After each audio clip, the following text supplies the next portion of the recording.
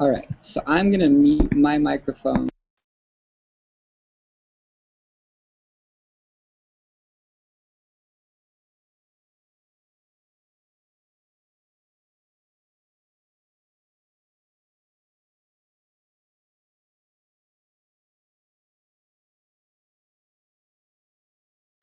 All right. Oh, that's way better. Let's keep it there, Wes.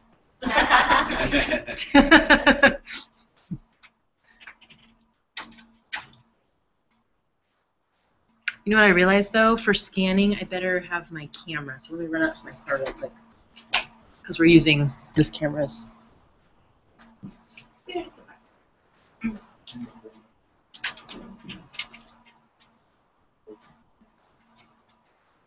And we're still waiting for folks too, right?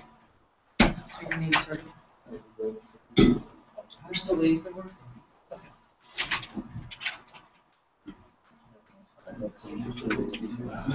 Yeah, it was straight out here. Just the way it came in. Straight across. Oh, Sorry.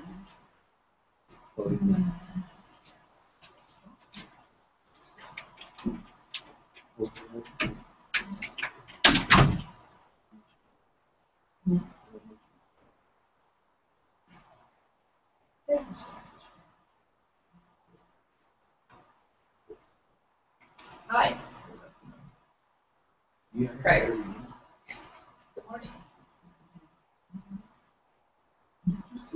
Uh-huh. Okay, that's true. No.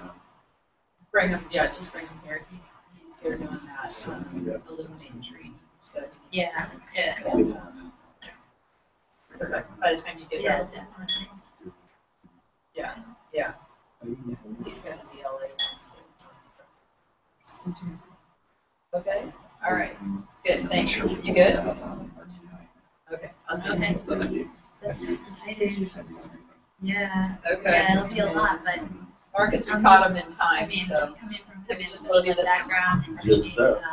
you know, I taught this really big class for 5 years.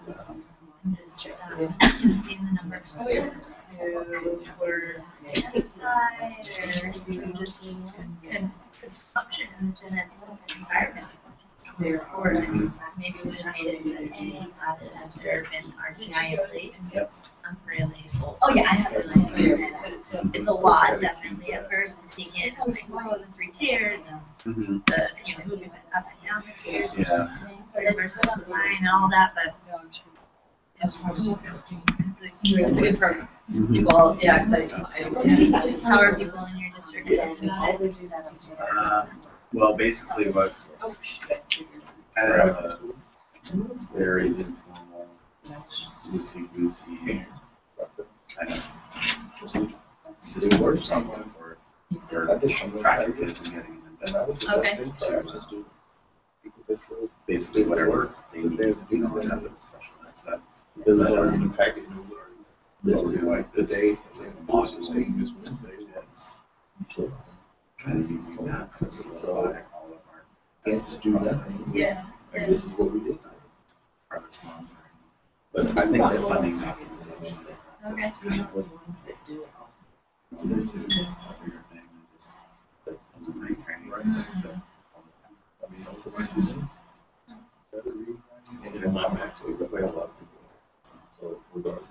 good.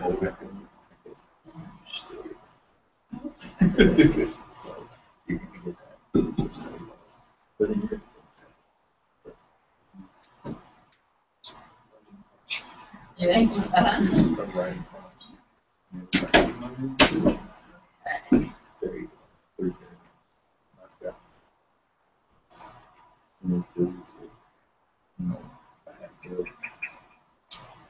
It's like a rubric, a little form, what two and one look like. So if you got a 4, 3, you got 1, 2, 1. Hi, Ashley. Hi, Shanita. Can you guys hear me? Yes.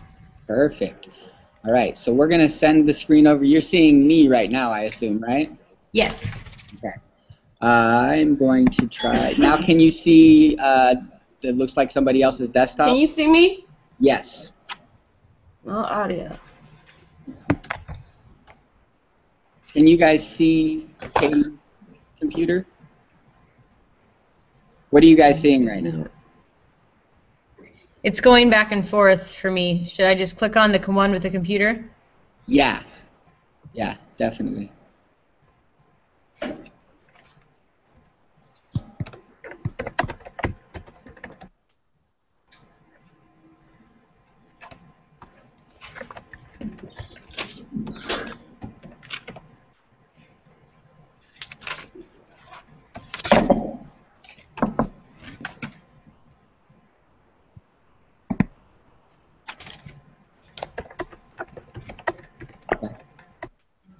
So Sharnita, if you click on the screen that says, if you go over it says Katie guest, that's the screen that you want. If you click on it, it'll leave it on that one instead of bouncing back and forth. Ooh.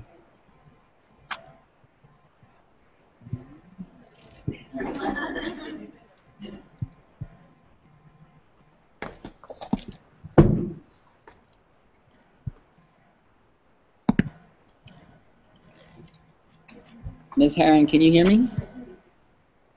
Hello? No.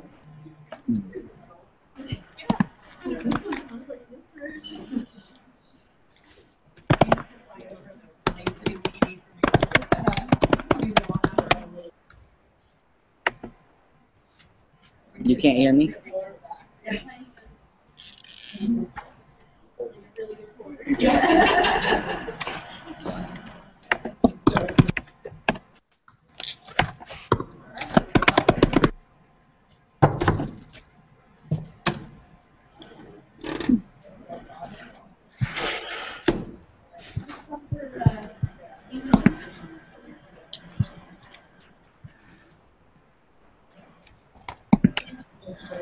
Can you hear me?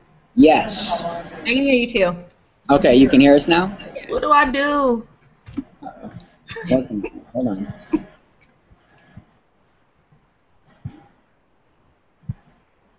This is weird.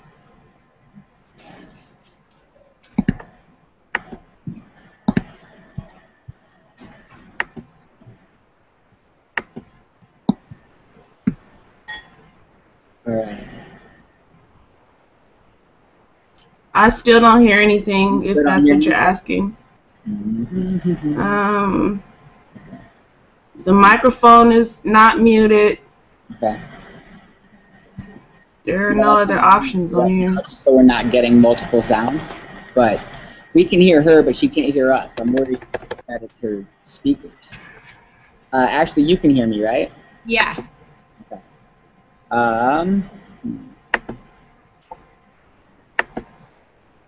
So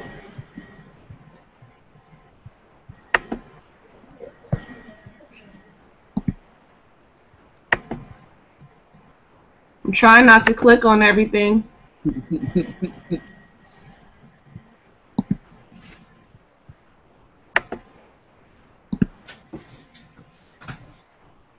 don't think it's her speakers though, because we were talking to each other on a conference call like 5 minutes ago. okay, so I think maybe she's still in the conference call, which is why she's not hearing this one. Oh, maybe she needs to end the other one. Yeah. Yeah.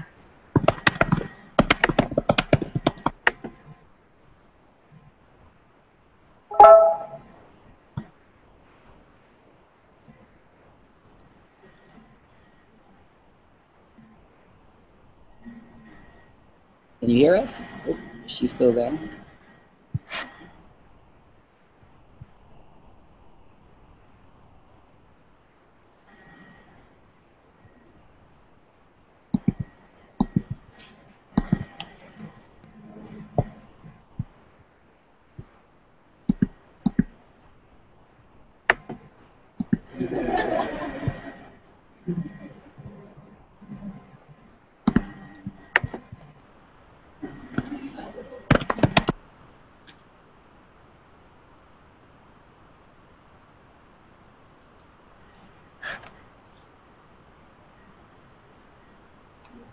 Okay.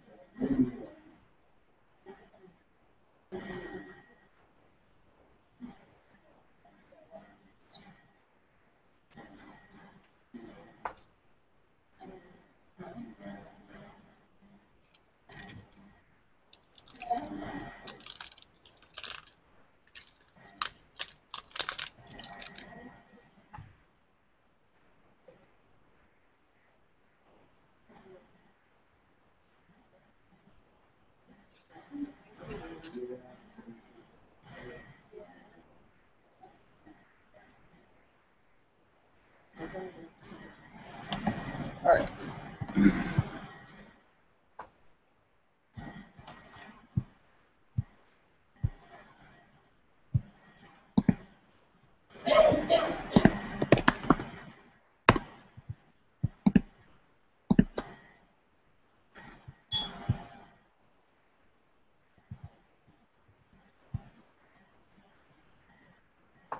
Hello. Is she up yet? Yeah, I think she just came up. Miss Heron, can you hear us? Yeah. Yay! All right. So we're gonna set it up so you can hear Miss Katie. Okay. And so when you do it, so when you look, the 4 boxes at the bottom of your screen, the one that says Katie Guest is the one you want to click on, because then you'll be seeing what she's broadcasting. Oh, okay. Okay? All right. So she's already on here. So just click on it. If you click on that box, it'll show you what's on her screen. All right. Good stuff. I'm here. Right? Very good. So right now you should see the Illuminate Education desktop, essentially. Is that what you're seeing, Miss Heron? Yeah, I see it. Perfect. Great. Okay, so we're going to set it up so you only hear one voice and no echoes. I'm going to turn my mic off. Katie's will be on. And I think we're ready to go. I think this is everybody. Yes? No? Are we missing somebody? Who else was supposed to be on the list? I got to look and see. Hold on a second. I'm going to check one more. I think we're pretty close, though.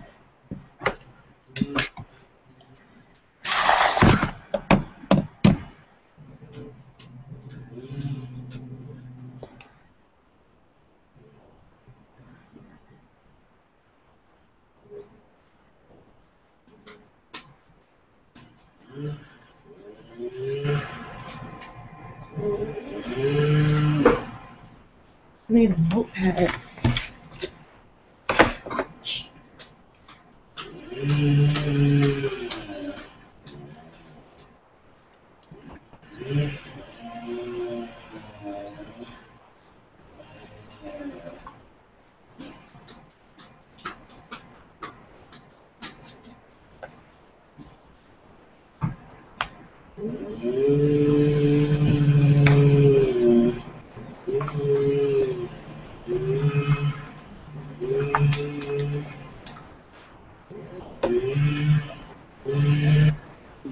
Miss Marcus returns, we're ready to go. Other 2 on, and everybody else is going to be. Okay?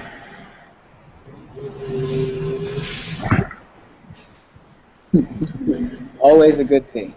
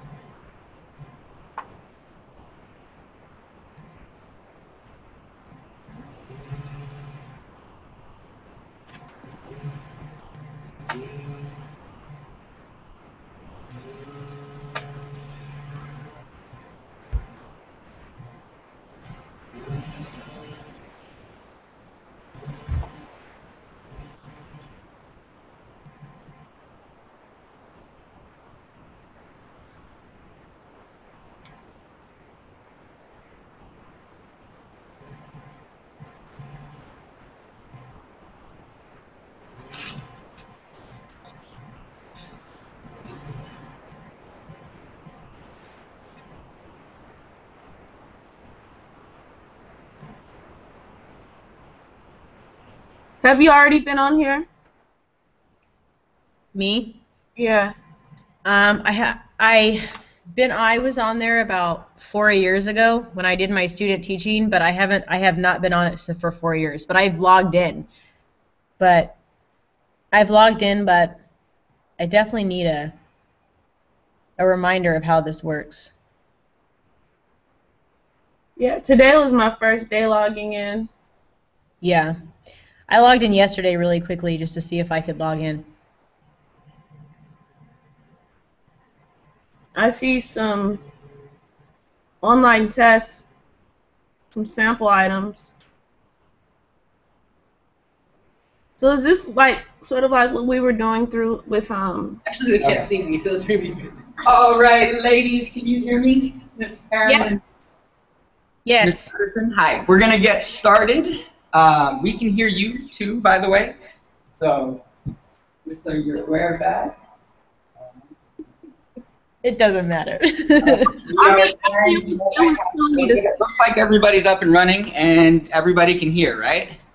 Yes.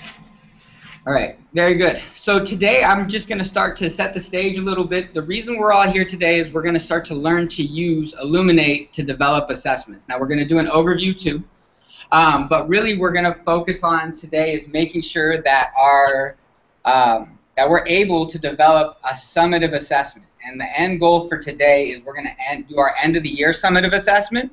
And after we learn to do that, we're going to work backwards to develop the rest of our assessment. We have about 2 weeks to get our summative assessments done. So we don't have a lot of time. We are supposed to have those assessments done on the 21st. And I'll be sending out timelines and a lot of that other information that you need after we go through the training today. We'll have a few minutes to talk after the training's over, and then you guys will be done for today. But we'll be coming back together to continue to develop these timelines.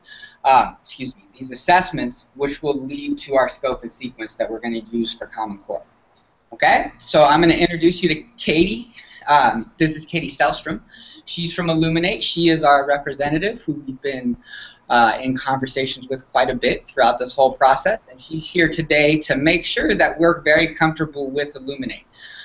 Did everybody get their passwords and information to get into Illuminate? Did anybody not get that?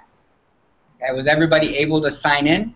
Yes. Yes. Excellent. Okay, so you should have everything you need, and I'm going to turn it over to Katie. Hey, thanks, guys. Thanks, Katie. Hi, folks on Google Hangouts. Hello. Okay, so folks in the room, Katie Selstrom, Implementation Manager is the title. I'm kind of the district go-between between the your school, and the company. And anytime Wes or the team has questions, they come to me. So you can do that as well. If you have questions, funnel them to Wes, and then he can contact me. And you don't just work with me, you work with a whole team of folks. So I brought a team with me. So this is Frank, Tim, and Julie. And they'll be available to kind of support you as you're developing assessments today. So it's kind of nice. You almost get like a one-to-one classroom today. This is great for assessment development. And they all have different expertise areas too. So that's kind of nice. You got a lot of experts in the room. So our goals for today as far as learning objectives, the first hour and a half or so, I really just want you to dive in, navigate the system, learn the basics, and just figure out a little bit about how to find assessments. And then we're going to spend the majority of our time together building assessments and actually creating items. So you have both access to an item bank that you have as part of Illuminate, and you have the option of building your own items. So I kind of want you to have the exposure of here's what's available and spend some good time kind of digging through what you have. And then based on your different grade levels and the content for the assessment you're trying to build, think about, okay, well this is good, except I want my items to look like this, and that's where we might branch out into a little bit of item. So that's kind of the goals for today. Can you guys hear me okay still? Yes. Okay, great. For logging in, it sounds like you already have all of this information, so your website and first initial last name password is how you log in for username and password. Just a little note is that we really recommend using the browser Chrome when you're accessing Illuminate. I don't know if you're all using Chrome already. Yeah, you're used to that? Everybody's on. Fantastic. So that makes it pretty easy. The reason why we recommend that, we do work with all browsers, Internet Explorer and Safari and Firefox, but sometimes reports display differently and what you view is different when you're using Chrome. Chrome seems to be the most reliable, so that's kind of why we recommend it. So if you go home and use Illuminate, not like you're going to do that at home, definitely stick with Chrome when you're doing that. So when you log in, this is the screen that you'll see every single time. And this is our dashboard. So it's like your home screen. You can access this dashboard page by clicking on that dashboard link in the top right. When I forget that the people in the Hangout need to have me point instead of virtually point on the screen. So the dashboard is in the top right. You also have navigation areas in the system. So we call this black area at the top the navigation bar. And in the navigation bar, you have a control panel. Go ahead and click on that.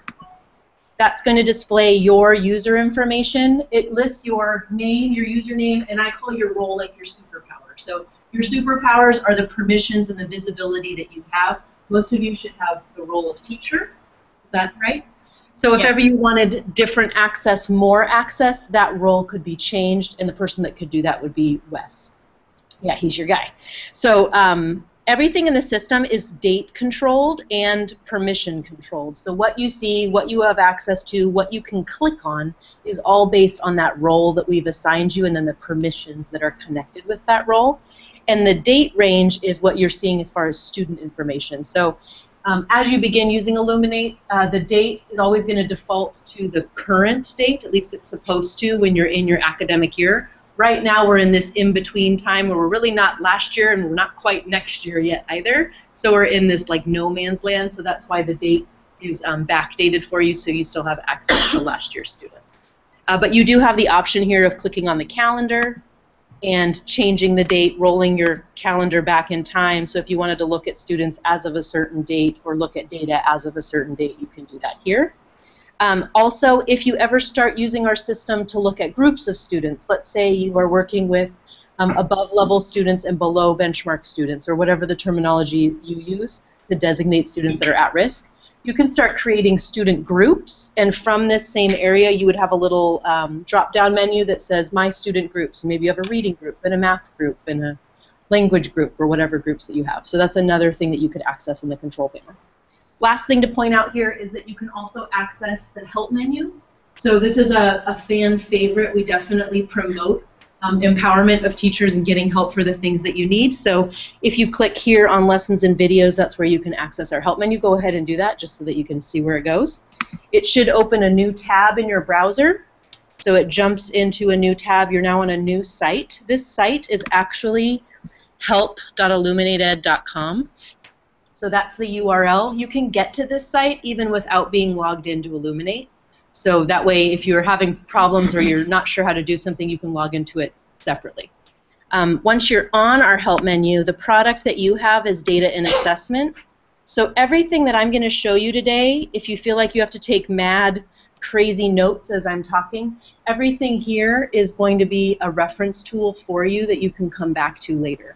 So for example, today we're going to be talking a lot about the item bank. So if I click on item bank once I'm in the help menu, you have videos about how to create the assessments that we're doing today. You also have a list of every item type that we have and how to create them. So let me just click on one to show you what that looks like. Creating a constructed response item. Those are our essay question type items, the ones that you'd score with a rubric. Every help menu lesson has a little purpose statement up at the top. It has screenshots for how you navigate to get to where you want to go. And then it gives you quick little descriptions about what you're supposed to do in order to accomplish whatever task you're trying to accomplish. So you'll see on this one, it walks you through how to create a new item. It shows you all the steps that you would take to create that item, how to build the rubric, what the rubric looks like, etc. And then if you wanted to print this out for your own reference, you have this little download lesson PDF link on the right side. So you could download this, print it off if you're more of a paper person than a digital person to do that. So that's a little bit about our help menu. Help menu has a breadcrumb trail that you can follow up at the top if you want to get back to where you started. And if you want to get back into Illuminate, you just jump back over to the tab. So if you could jump back over into Illuminate, close down your control panel. We're back to where we started. So the only other parts I wanted to point out before we really jump in, let me bounce into another account real quick so that my screen looks a little bit more like your screen. There we go. You have a dashboard, a control panel link, and then you should have 4 tabs available to you. Do you see those same 4? Students, grades, reports, and assessments? You've got 3. Are you missing grades? Okay. So grades is a tab that's open for your system administrators if they want to play with grading periods and report cards eventually. So that's why it's not showing on yours yet. Students is where you would access searching for groups of students. Reports is where you'll access reports from the system. And assessments is pretty much where we're going to be spending all of our time today. Assessments tab, if you click on it, shows you a list of various options of looking at a list of assessments, creating assessments, printing generic answer keys for assessments, and then you've got some other options related to the item bank, looking at standards and performance bands. Are you guys seeing the same menu, or is it slightly different or shorter? A little shorter? Okay, yeah, so I'm logged in at a higher level, so that's why I have more options. It's actually better your level, fewer links, not as confusing, so you don't have to do as much. Okay, so that's just some orientation to what you see on your Illuminate screen. You'll also notice you have a little search bar, and we'll talk about that in just a moment about how you can use that search bar. So on your dashboard, if you could do me a favor and click on the Add Widgets. Widgets are these little headers that you see across your dashboard, and all of you have the ability to customize what your home screen or what your dashboard looks like each time you log in. So you have access to, if you want a list of assessments to appear on your dashboard every time you log in, you can load that widget. The demographic distribution widget shows you subgroups of your own students. I can look at just my English learners, just my special education students. This is a filter that you can change to show you different groups, and it gives you like a snapshot overview of the students in your class. So if that's interesting to you, or when you have your new roster, maybe you'll want to know that type of information, you might load that widget. And to load a widget, you just click. You can have 8 widgets on your dashboard at one time. So just for fun, click on a couple of those widgets. If anything sounds interesting to you, go ahead and load it. As you're clicking, you might notice you click, it spins, and then it might disappear or it might not, but it doesn't really look like anything happened. That's normal. So if you click away from the Add Widgets drop down and you scroll down, you're going to see all of your widgets land on the bottom right of your screen. So you just kind of have to scroll down. And then if you don't like having to have them hang out down there, you can hover over the header bar and you get a little 4-pointed arrow. Then you can click and drag that widget to any yellow highlighted space.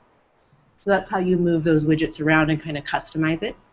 So I'm going to stop talking for a little bit so you can click and play. I want you to move widgets around. If you don't like a widget or you don't think you need it, you can click on the X, it will go away. Click on different blue links to see where they take you. And if you get a little bit lost and you want to come back to this page, you can come back up here to dashboard and you'll land right back here. So go ahead and explore a little bit and then we'll talk about what you found.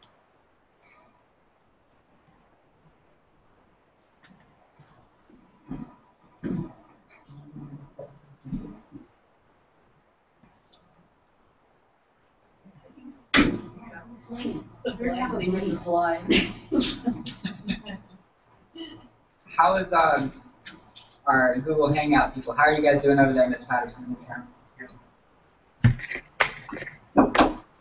We're doing good. Actually not dressed. Usually in my pajamas. Or I'm dressed from here up. Don't ask me to stand. Nice shirt. Do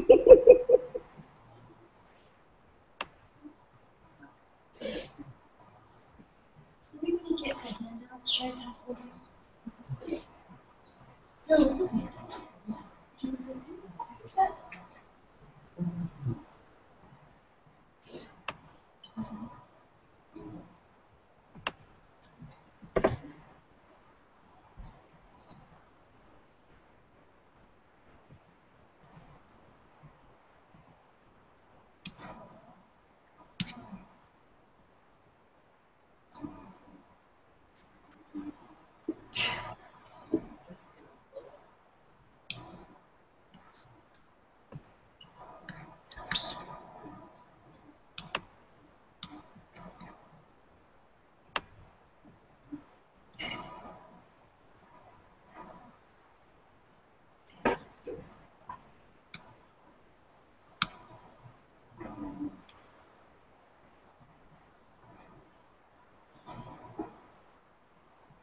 Okay, what did you guys notice clicking around? Did you find anything? What'd you find? That's where that helped me a little bit more. Oh, good. I explored that visualization section. I'm just curious. No, it's okay. So Illuminate has 3 products. One's data and assessment, one's our student information system, and one's special education. And most of the folks using that product are actually in Michigan. I saw that, right? Yeah, there's a huge contingent of folks that use it. So they use that as their version of SACE. Is that what you guys use? To track all of their IEP information. So yes, it's a cool product. You don't have access to it. Right. I wish I had access to it because I think it's amazing too. So yeah, don't get too lost in there. But yeah, it's something that you can look forward to in the future. We're looking to take over the world, so eventually. Anything else that you found while you were clicking around on the dashboard? So I had a question. Is it the demographics getting their own classes, or so this would be from the classes from last year? Yes. And then the updated one. Exactly. Yeah. Yes. Good idea. Very good. All good things to put on your to-do list. Yes. Yes. Uh-huh. When they tell you how many number of students are in your course, you can click on show students and then you can pull all the information, clicking on the individual student, and then breaks down millions of stuff. Yeah. But you get to the next step pretty quickly. It's not too short. Good. Like you can read it. It's visually like easy to figure out. Yeah. That's what I liked about Illuminate. So I was a teacher using it. Well, actually, I was a coach using it before I got swiped up from the district. So I liked that it was so user-friendly. I mean, I'm a first grade teacher. If I can figure it out, anybody can figure it out. And I don't mean that to insult any primary teachers in the room. I just wasn't the most like tech-savvy, super crazy. You can totally click around and use it, right? Yeah. Okay, so I like that it doesn't like throw me off the whole system. I can go back and forth. yay! Yeah. It's the little things. Yeah. So any of our bar graphs on the dashboard allow you to hover. When you hover over a bar graph, you get this little pop-up that says Show Students. And then if you click on Show Students, which is what your colleague was mentioning, it gives you a whole list. So I clicked on the bar graph that showed me not EL. This is the list of all the students that are not EL at Fortune, at least based on what we know. And then if I do one more step and I click on the actual number, I'm taken to a whole new page, which is that fabulous page you were talking about that looks like this. And this page is called the Student Profile. So if you want to take a look at this page as well, I'm going to go back to the dashboard. Let's all try that together, unless there's something else you wanted to mention. Was there anything else that you found on the dashboard that you wanted to point out to anybody? Okay. So anywhere on your dashboard, if you click on a student's name, or on the roster widget, if you click on an ID, or if you did the whole hover method and show students, anytime you click on a name or an ID, you should get to the profile. So anywhere on your dashboard, find a student name or ID and try clicking on it. I'm going to try name just to see if I can break the system a little bit and land on a different page. Nope, didn't work. Let me try again. Anybody land on a page that looked like this? Okay. If you ever do, you click Update Preference. And then, did anybody land on a page that looks like this? No. Okay, every once in a while that happens. It's called the Student Demographic Details page, and to get to where you want to go, you just click on the student's name. Okay, so this is hopefully the page you landed on, the profile. Anybody need help getting here? Sometimes I click a little too fast, so you can let me know. Whoa, slow down, Katie. It says the student is not registered. Oh, so not roster to you, probably because you don't have a Roster, yeah. roster, right? But that's okay. You can still. Does it still let you access them? Okay, we should check. Yeah, But I mean, I think she should be a system admin or site admin, however. Cool. Okay, so when you pull up a student's profile, if you notice, just like our dashboard that we were looking at a moment ago, all of these are also widgets. And what we know about widgets is you can move them around. So if you're looking at your student profile and you decide, you know what, the first thing I see, I don't really want to know about their CST scores first thing, so I'm going to move that widget down. So you can reorder your widgets on a profile. Once you do it for one student, the system remembers that preference, and then every child you log into afterwards will have that same configuration.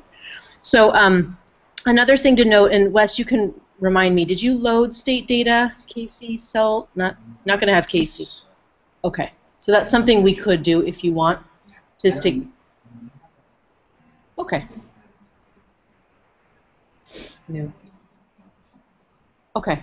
All right. So when you have data loaded, this will display information, and it will look a little bit like this. So let me pop into my demo account real quick and show you. That state assessment. Wow, I pulled up the wrong profile. You're getting all kinds of other stuff that you don't need. This is what it would look like.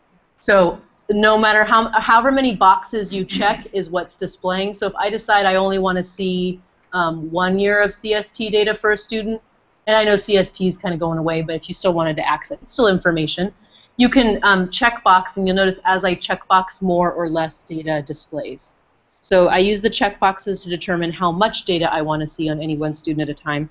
I also have to think about any student I have access to, what could be all the possible data points that connect with that kiddo. So maybe this student isn't an English learner, but the next child I look at might be. So I'm going to leave that box checked because this is a preference that applies to all students. And I don't want to have to remember every time I log into a kid, oh, that one's going to be an EL, I'm going to check CELT. That one's special ed, I'm going to check CMA. I just leave everything checked, and that way if I pop into another student, that data will automatically display if it's there. So that's what your state assessment overview will show you. Let me hop back over into your site. Question groups is tied to that. So remember the cluster reports we used to get for CST? That's what question groups are. So we'll skip that for now. You should be able to see your student schedule from last year, and there's little radio buttons that say concurrent or show all. So once you have next year's loaded, you'll get to decide, do I want to see just the current schedule, or do I want to see all schedules? And you can change those radio buttons to match whatever you'd like. Enrollment history should show what grade they were enrolled in last year, or well, this year, however you want to say that.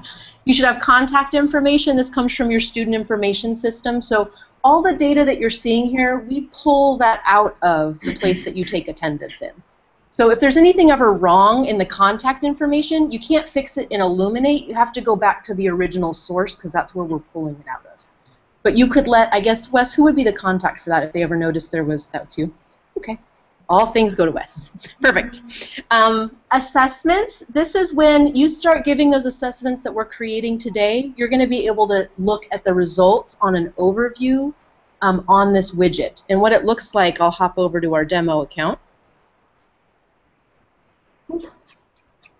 Here's what it would look like for the year. So here's a list of assessments that were given last year for a student, the dates that they were taken, the correct possible, the performance band. These labels are labels you can determine as a site what you want to call your cut points, and then the percentages are listed on the right. So that's what that widget will look like. And then you also have a widget called Assessment Standard Progress. And you can set a date range on this widget. You can also set a subject area and determine which tests you want to see.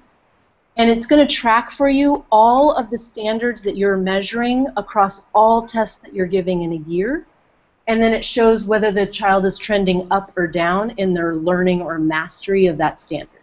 So I love this widget. This is like one of my favorites because at a real quick glance I can see, uh-oh, there's a dip. Like all of a sudden this student isn't doing well with this particular standard. And if I want to see, you know, which assessments were used to determine this trend, I can click on that little icon and it shows me, here are the three, these are curriculum-based assessments, right, treasures.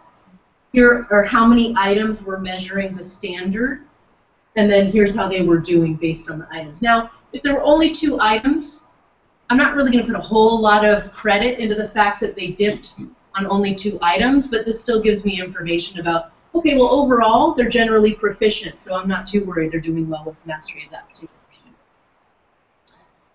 So let me stop talking again for a little bit and have you do a little activity. If you scroll down in your student profile and you start all the way down at the bottom, if you can click the upward-facing arrows, we're going to collapse all your widgets down so that you can move them around easier, and so also that you can see what you have available to you. And we're only going to do this once, so you don't have to do this for every child. So starting at the bottom, collapse all the widgets. Now move them around to the order of priority that you want to see for a profile when you log into a student. So you can hover, click, drag, reorder these in the way that you want.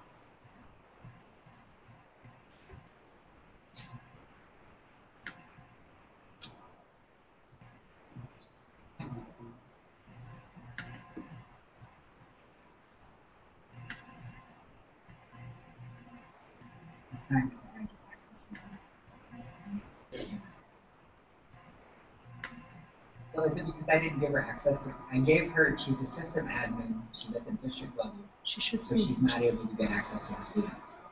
Let me come over and play. Yeah, please. So I've got over here, and the system admin. That's what I was just doing. So shift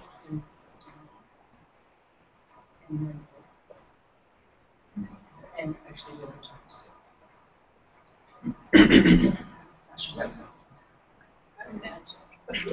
Should I be able to do it this way? Yeah, so if you just Are you in the right refresh. spot? Yeah, you're in the right spot. You got this one. Let's try finding it. It's just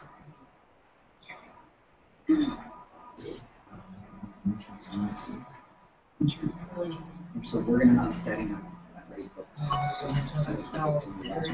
Okay, but try it again because it didn't work. So just try T games.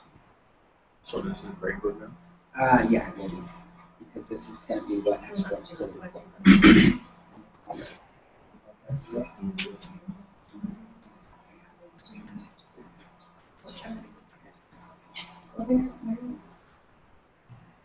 Oh, I know. And actually, everything's great.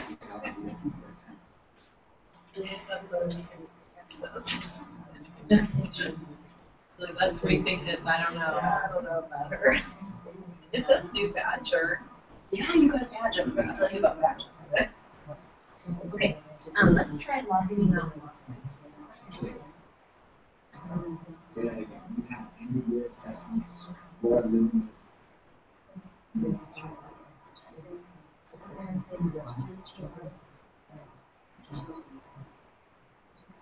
Add name.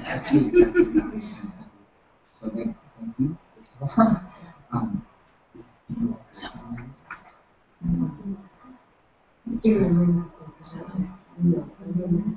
you.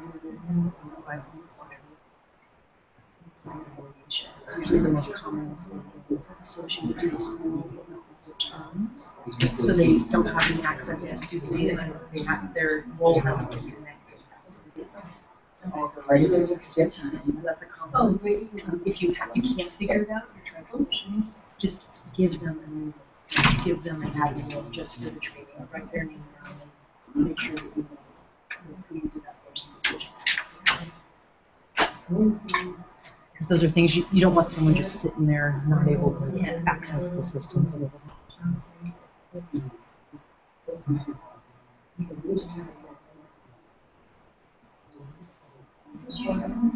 mean, that's That's awesome. I love it.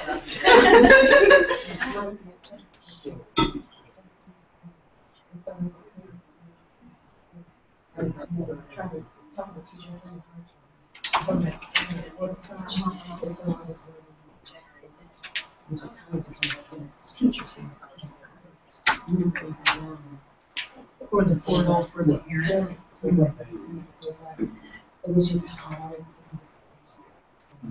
Do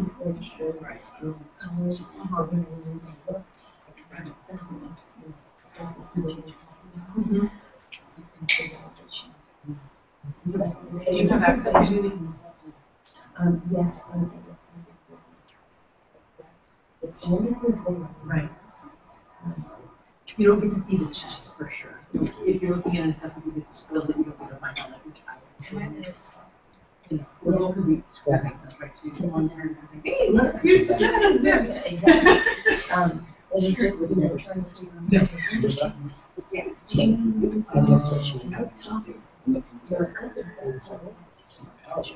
It is. So you can add descriptions to your assessment. So I just got access to it. You have access to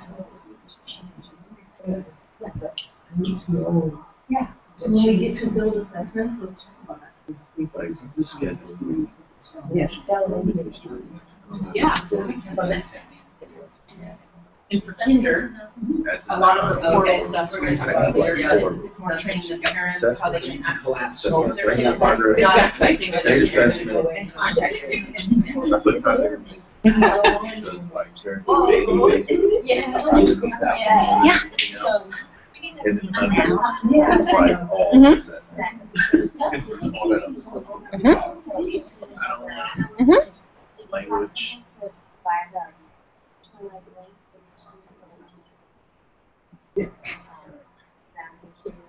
Like a link for the student on their page to our portal. well, not, whatever it is that parents can access. You could give them a link to the portal, but there isn't a way to get them immediately in, logged in without them. They still have their office stuff. Right. Yeah. Okay, are you ready to play around a little more? So I'm curious, just because every time I meet with a different group, everyone has a different, like, this is the most important thing that I need at the top. So can you share with me, just from your different, maybe sixth grade next year, what's most important to you to have at the very top? Oh, you guys all agree. So contact. Okay, so contact's number one, and then what do we need next?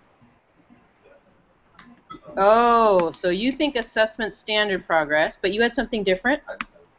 Assessments, okay. That makes sense, right? So parent contact, and then how are they doing in my class on my assessments? Okay. Yeah. Assessment standard progress, that's kind of like the overview of the more detailed assessment. This is assessment standard progress, and this is assessments. So assessments is the overview. It just, here's the scores, and the standard progress is, here's every standard that's been tested. Oh, switch. Okay. Yeah, okay. That's exactly right. Well, look at that. Okay, so we'll just leave it like that. So when you're done, I mean, if you love this clean look and you don't see any, you want it to stay this way, you can. But usually, I like to have it all expanded. I'm also going to drag the portal up to the top. The portal shows me what the student sees if they're to log into the portal, and I like to know that because I'm kind of a control freak. So I put that up at the top too. So I'm going to click the downward facing arrows, and that's expanding all my widgets. So now I can see the entire widget open. Again, your personal preference. If you like to leave it closed, that's completely okay. Okay. So now if I log into another student, I should see that same priority setup. So let's try doing that. Remember, the way that we got to this screen in the first place, we were on our dashboard. So I'm going to click back there. And all we did is we clicked on a name or we clicked on a student ID, right? Well, there's a shorter way to get to students. So Miss Robin actually already knows this. Miss Robin, what's the other way we can get to students? We click on search students. So up here. And you just type in. Okay, so you only have to know 3 letters. This is the best thing ever invented for people who can't spell. So T-H-E happens to be in Matthew's name, so his name appeared. But T-H-E also appears in all of these little navigation tips. So when you're searching up here, you're searching our navigation system, you're searching our help menu, and you're searching for students. And the more you type, the more the system will narrow down your results.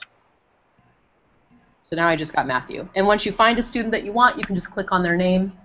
It should take you to the profile. If it takes you to this page, the student demographic details page, this is the back end, like, messy page that we're using to import data from your student information system.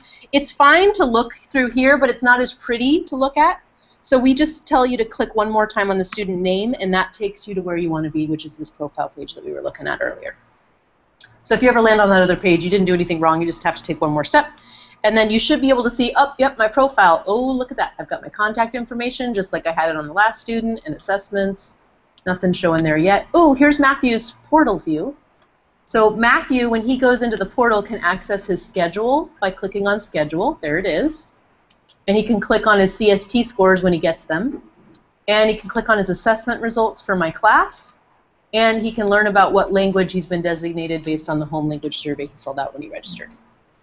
So that's all the stuff that Matthew has access to. And then on the right-hand side, I can see Matthew has access to some other links and something called Activate and also online testing. But We'll talk about that later. So any questions for me about the student profile, what you would use this for, or? No? Pretty self-explanatory. We use this a lot in my school for our SSTs when we were worried about kids. We would project, the one person would have this up, they would type in a student's name, we'd pull up the profile, we would look, how many schools has this child been at? How many times, how well are they doing on their assessments? What were their CELT scores? What are their state assessment scores? So this was a really handy page for us as a team to kind of troubleshoot and look at lots of pieces of data for a student. Okie doke, so that's a little bit about student access in the dashboard. That's all I wanted to cover for the basics of Illuminate, because it kind of gives you a feel for what you can access. Next, I'd like to show you a little bit about assessments. So if you're using your little handouts. Oh, please, yeah. What you showed a moment ago, you said where the student can access this. The portal. I assume the student can do that.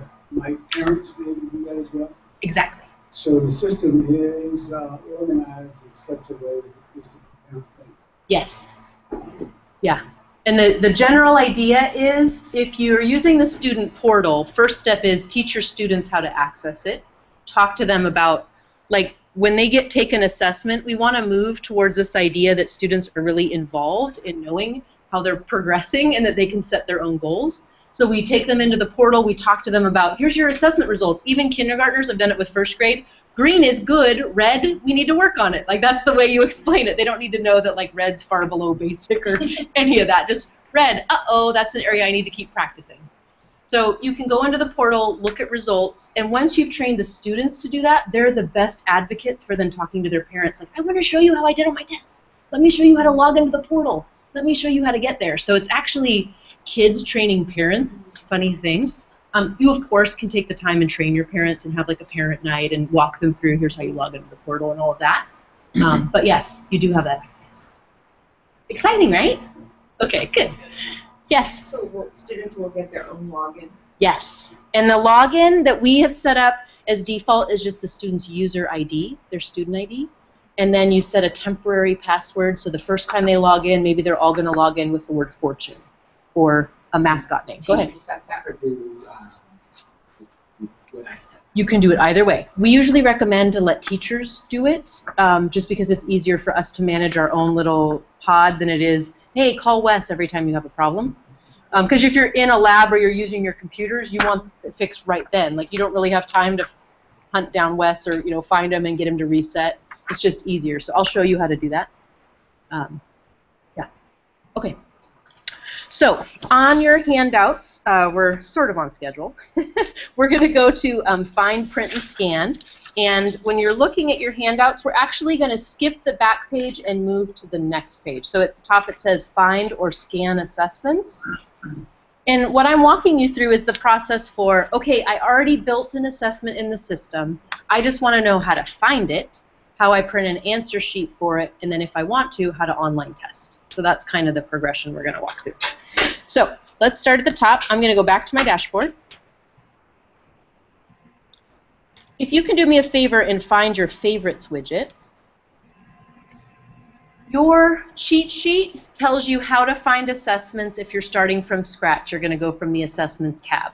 I wanted to just point out to you that on your favorites widget, if there's an assessment that you're going to access all the time or that Wes knows you're going to use, he can put it on the district favorites and it will appear here. So the assessment I favorited for you for today, because I wanted you to be able to play with it, is this one called Illuminate Trivial Pursuit. So it's on your favorites widget. You could just click here and bypass all of these steps. But I'm going to walk you through all of these steps because you're not always going to have someone that knows that you're looking for a particular assessment and favorites it for you. But just know that that's one way to access. And you can also, if you have an assessment and you don't want to have to go through these steps, you can favorite it yourself and it will appear, instead of having a red and gold ribbon, it'll have a blue and silver ribbon. So blue and silver means it's yours, and you can hide the district favorites if you don't want to see the district's favorites and you only want to see your own. These little buttons let you hide and show different lists of favorites. Okay, so let's walk through this progression. It says step 1, click on assessment. So we're going to go up to the tab, go to assessments, and then it says step 2, list assessments. So we're going to click on list assessments.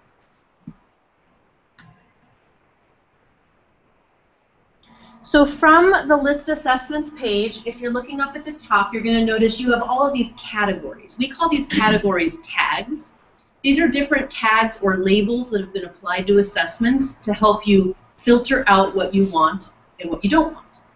So the tags at the top are only as good as the person that created the assessment in the first place. So if I created, let's say, a first grade English Language Arts reading test, unless I gave my reading test the tag of first grade teacher created reading, those won't work. These don't apply to the title, they apply to specific tags that I'm labeling an assessment with. So even though you have access to these different ways to filter assessments, they will not work unless the author chose to apply those tags to the assessment that they created. I don't know if that's making sense, but it will make more sense when you actually create your own. Yes? So those don't serve as text search functions. Exactly. Okay. Yeah. So the title, so if I was to look for this particular assessment, Algebra 1, unless the person used algebra as a subject tag, clicking on that's not going to do anything. Yes? And are there already, the only thing that's coming to my head is preschool. That means are there certain words that go in the subject like English language, math, or reading? Can I make it a chapter, third grade math, chapter 3, English? Yes. So when make it that. Yeah, and go ahead, Wes. Yeah. When we create our assessments, we're going to create a Naming convention. convention, so everybody names it the same way. So when we do search, it will show up for us. Yes. Now, I noticed that we don't have access to the ones that you have, the 150 to 78. We only have access to 2. Oh, so I'm wrong, but no, you are totally right. So I am in the test admin account. All of the assessments live in the test admin account, which only you have access to. Right. And then you get to decide with these little buttons who to share them to. So that makes sure that Tammy doesn't end up with like Algebra 1 assessments because Tammy's not going to care about it. but maybe somebody else would. So you get to pick who you share with, and we can walk through that process if you want. Believe me, you don't. It's great when people see this. It's like, oh, I have 78 assessments. Then it's like, oh, I have 78 assessments. Like, how am I going to know which ones to look for? So that's part of your management piece in deciding what you want to share to who. And if you want, you could give everybody access to everything. It's completely your choice. Okay, so the assessment that we were looking for, I didn't tag at all. So all we can look for is the title. And I called it Trivial Pursuit. So if you just start typing in the search bar, Triv, T-R-I-V, it should narrow it down to just the one assessment that has those 4 letters. Does that make sense? Did everyone can access it? Okay. So the next thing on our list, it says it does show you the tags up at the top and that you can click search. Once you find the assessment, you just click on the title. Notice, though, that you have the ability from here to scan if you wanted to. You can duplicate the assessment if you want to make it your own, like copy it and change it. You can see what type of assessment it is. So this means it's a paper-based assessment. I'm planning on handing a child a piece of paper and they're going to use a bubble sheet. Or I plan on handing the child a piece of paper and when they go online to take it, all they're going to see is a digital answer key. Number 1, A, B, C, D, but they won't see the question because the question's on a piece of paper. That's what assessment means. You can sort, if this was a long list, you can sort this by title by clicking here. You can sort by author, date administered, last access, and then if we had any results, there would be an actual number here, and I could find out how many kids. So that's what you're always going to see when you're looking. Okay, let's go ahead and click on the title. This is how we would get into print answer sheets. So the rest of your little cheat sheet talks about how do you print an answer sheet for an assessment. So one way is to go directly to the assessment. You scroll down, so we're going to scroll down to the GradeCam section. GradeCam is the software that allows you to scan. It's what allows you to, the system to take a picture of an image, scan it really quick, and get your results. So you have a couple different choices. You can print a blank answer sheet. Most people don't use this unless a child walks in brand new to their class and you just happen to be taking a test that day and you want the child to take the test just to get an idea of how they did. Pre-slugged means their student ID is already bubbled on the answer key. Let me pass out a couple answer keys so you can see what they look like. So pre-slugged answer keys look like this.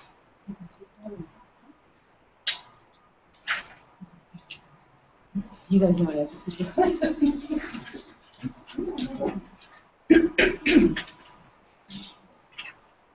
So pre-slugged, you'll see some of the bubbles are already bubbled in, and that's to prevent students from making the mistake of not knowing their ID or misbubbling it. So most teachers use these pre-print answer sheets pre-slugged.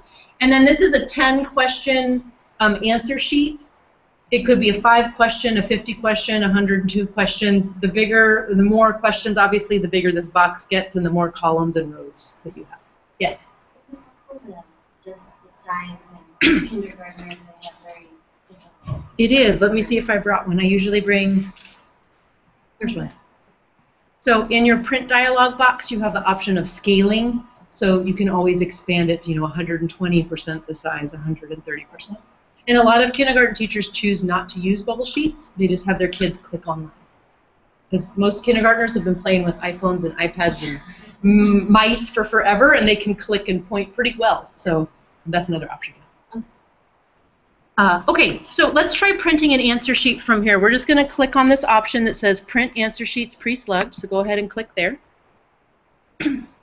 Now, your screen might look different than mine. As an administrator, I have to decide, well, whose class am I printing answer sheets for? You're logged in as a teacher, so your system already knows who you are, so you probably don't have all these options. Hey, Marcus, is this you? Oh, look at that. I'm printing your answer sheets. Okay, so you don't have to pick classes unless you have multiple classes rostered to you.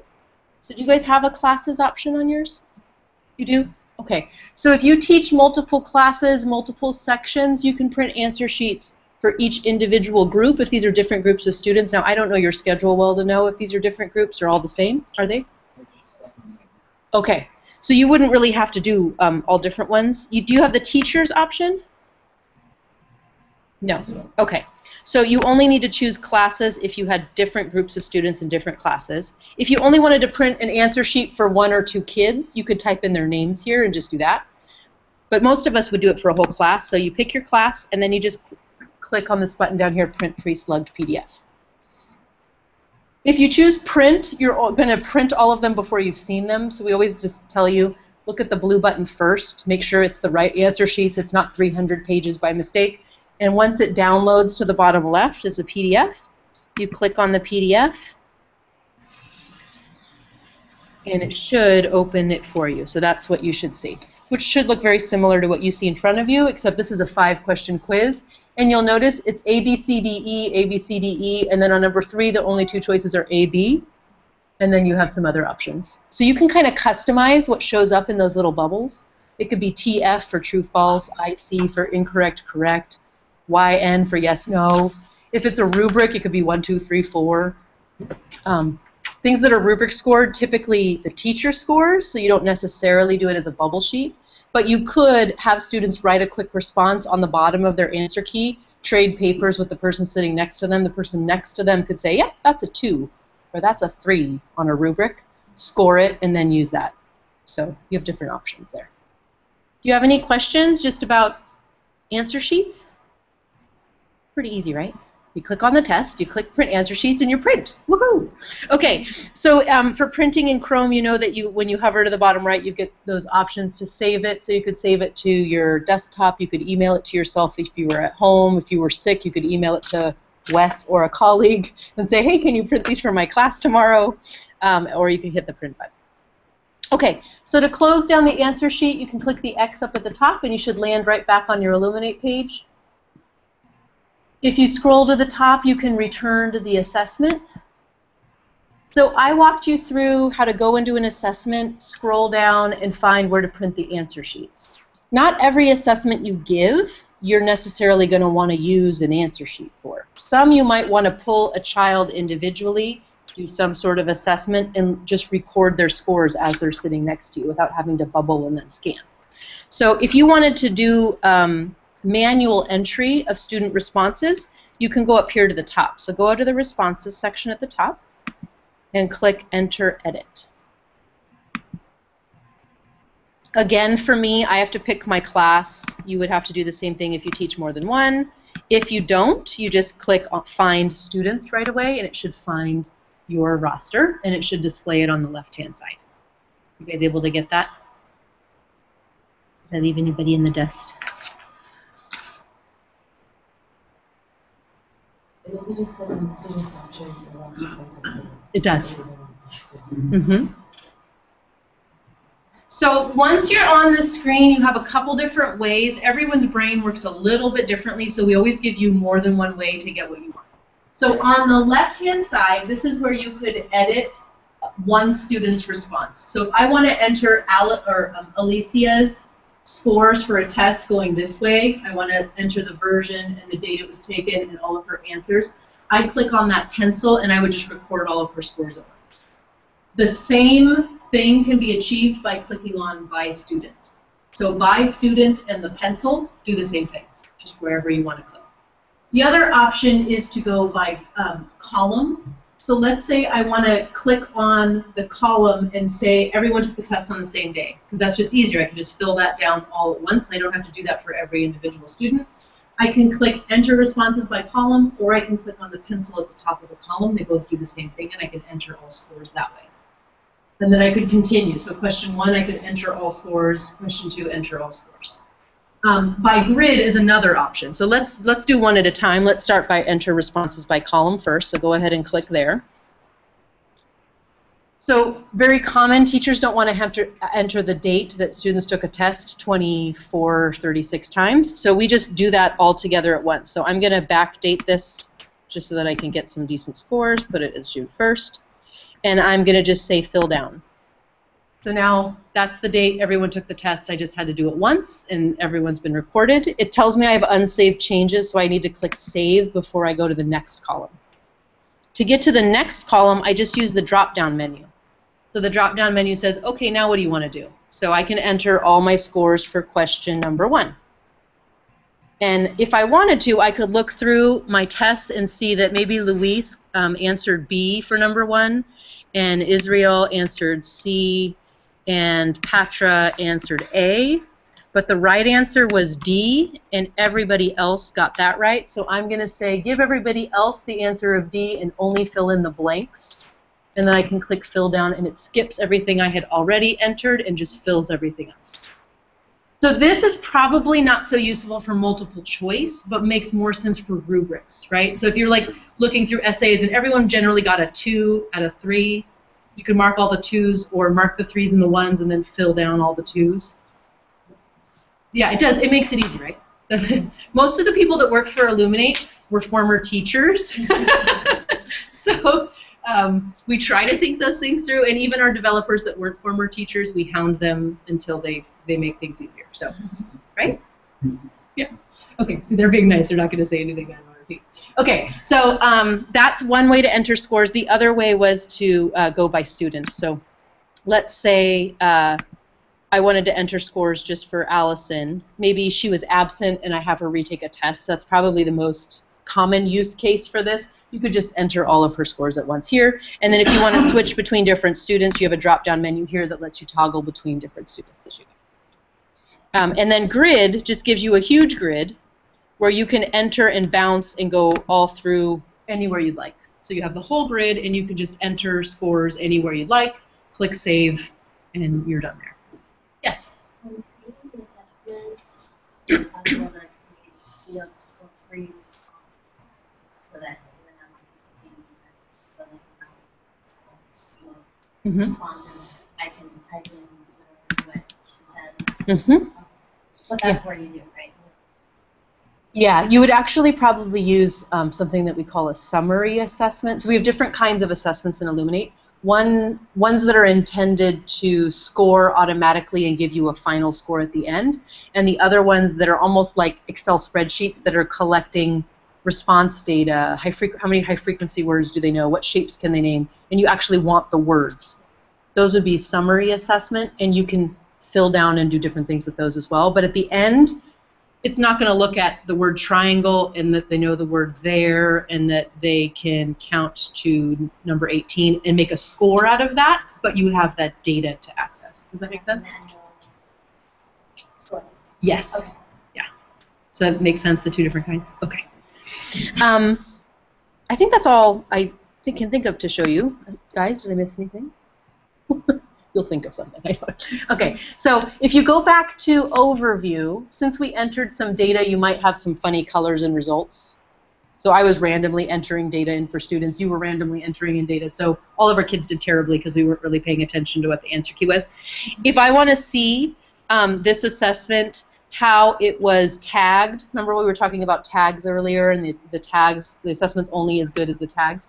I can find out how an assessment was tagged by going to the information tab, and look, no subject area, no scope. It was tagged as a 5th grade test. So that's the only thing I could use in the academic year to find this test if I was looking for it. If I want to know, well, what standards are covered on this test, I can go to the standards tab, and then it shows me these are the standards. There are 2 questions that measure this standard, 2 for this one, 2 for this one. If I want to see how the test is aligned with standards, I can click on alignment, and this is showing me here are all the standards. Here's the standard, here are the 2 questions that measure that, here's the standard 2 questions. You could click question 1 is aligned to 2, so you can see that this is aligned to 2 different standards at the same time. This is all something that the author of the test does, so this is something you'll be able to do. On the questions tab, I can see the answer key. So questions tab tells me this is a multiple choice test. Here are all the answers, and each answer is worth 1 point. If you create a manual test like this, you can do fancy things like say A and C are right.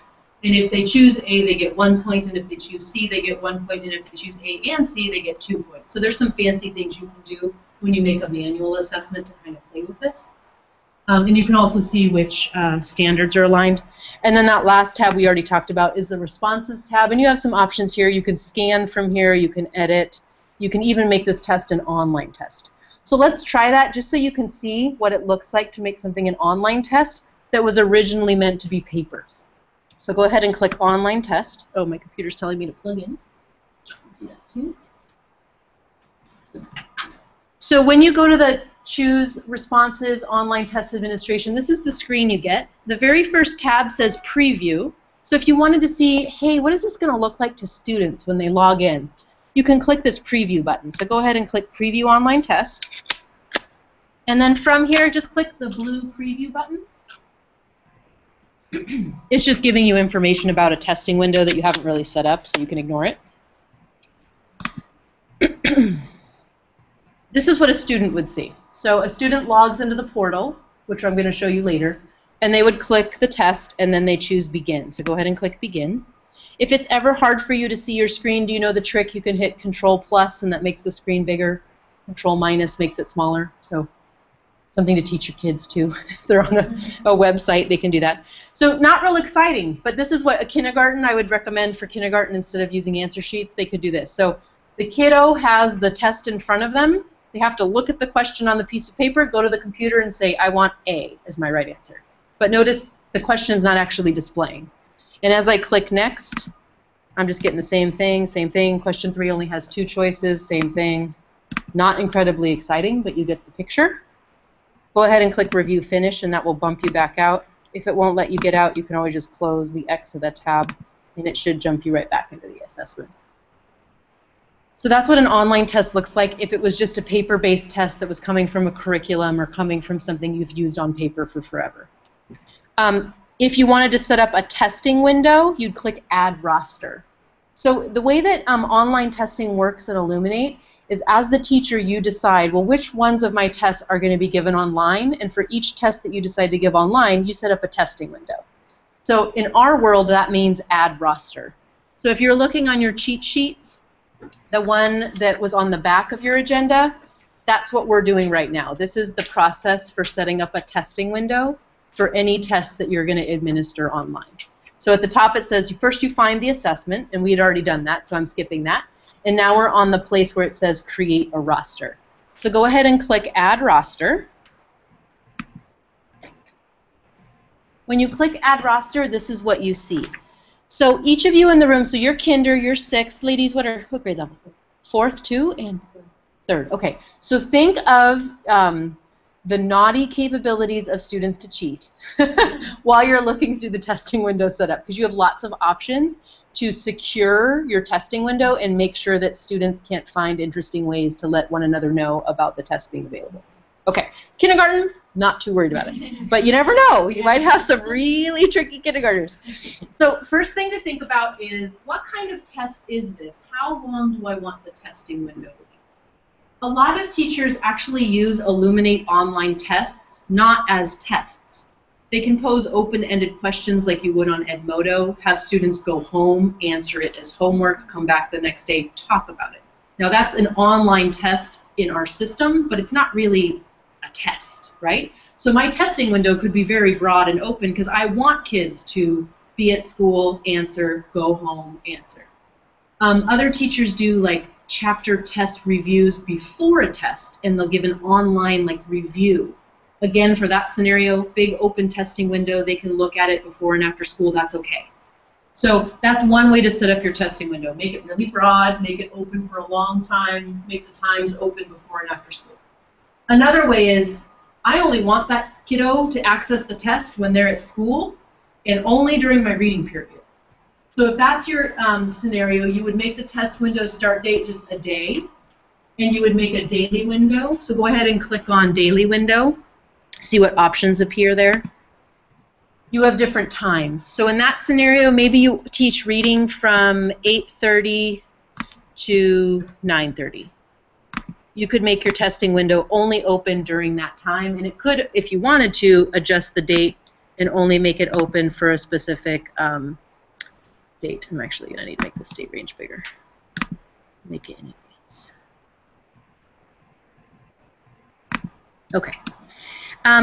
Another layer of security or thinking is that you could time the tests. So to make sure that one student doesn't tell another student, maybe the fourth, and you guys all have one, is it only one grade per class? Do you only have one fourth grade, one fifth grade, one third grade?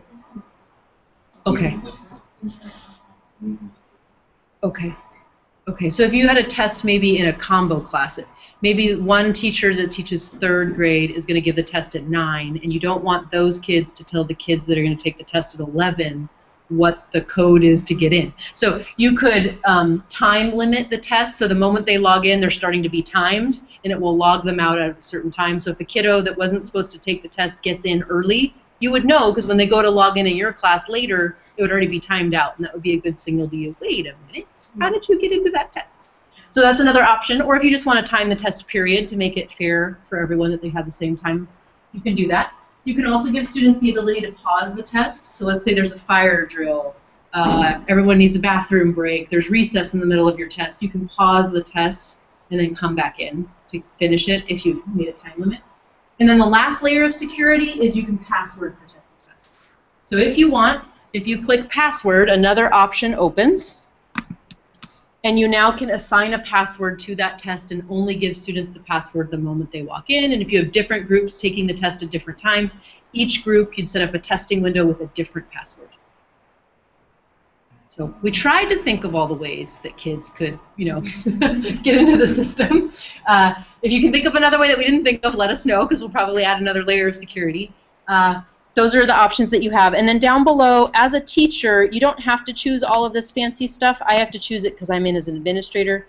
But your user should already be selected for you as you. And then in sections, it should already default to whatever classes you teach. So I think for me, let me change the year here. Try 4th grade. Oh, nice. I got an error. Are you guys getting students when you're looking at yours? Yes? Okay, so it's just me. It's the way that I'm logged in. Oh, now I have 984 students. I don't think I want that many to take the test at once. Okay, there we go. So my users showed up. I can choose users for you. It's already defaulted to you. And it would just, so if I'm Marcus, sorry to pick on you, Marcus, I have all these different options. I can have just section 4001 test, and that's 24 students. If I wanted section 3, it looks like it's the same 24, so it doesn't really matter, right? So I'm probably just going to choose all sections, and it has all my kiddos. If I wanted to give this test to only 4 people in my class, I can do that by selecting the name, holding down the Shift key, and selecting multiple names like that. And then click Save. So go ahead for this purpose, choose some students, choose some sections, make some funny decisions up here. Try adding a password if you'd like, just for fun. Mine's going to be fortune. And then click save just so you can see what happens.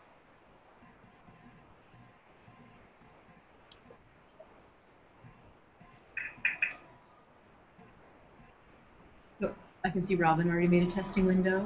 It's saving.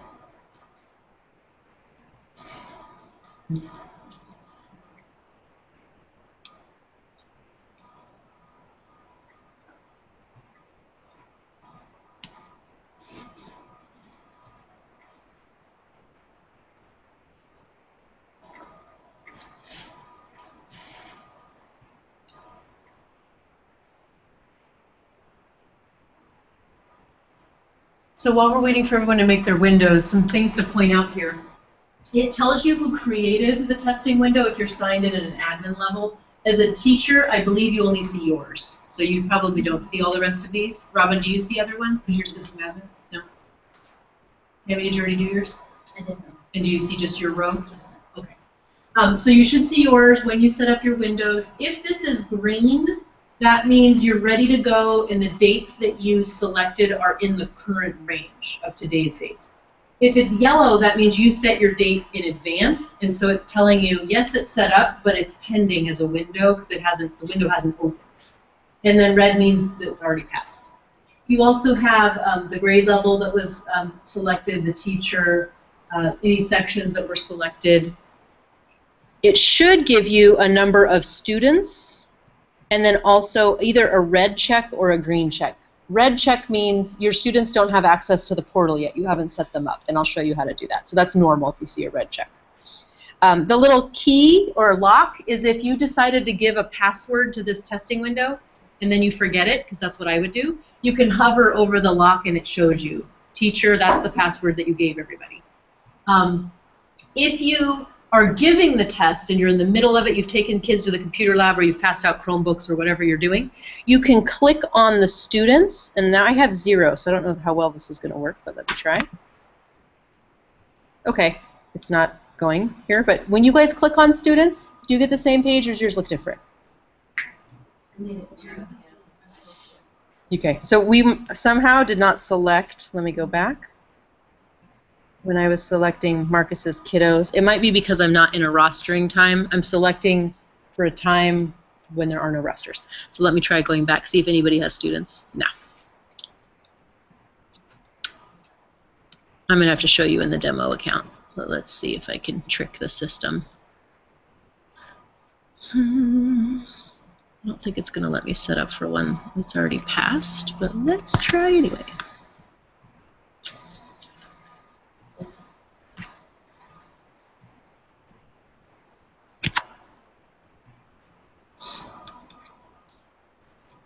Yeah, it's because we're in between years, and so the system doesn't recognize that we have rosters. So let me go into my demo account and show you this way, just so I can show what it looks like.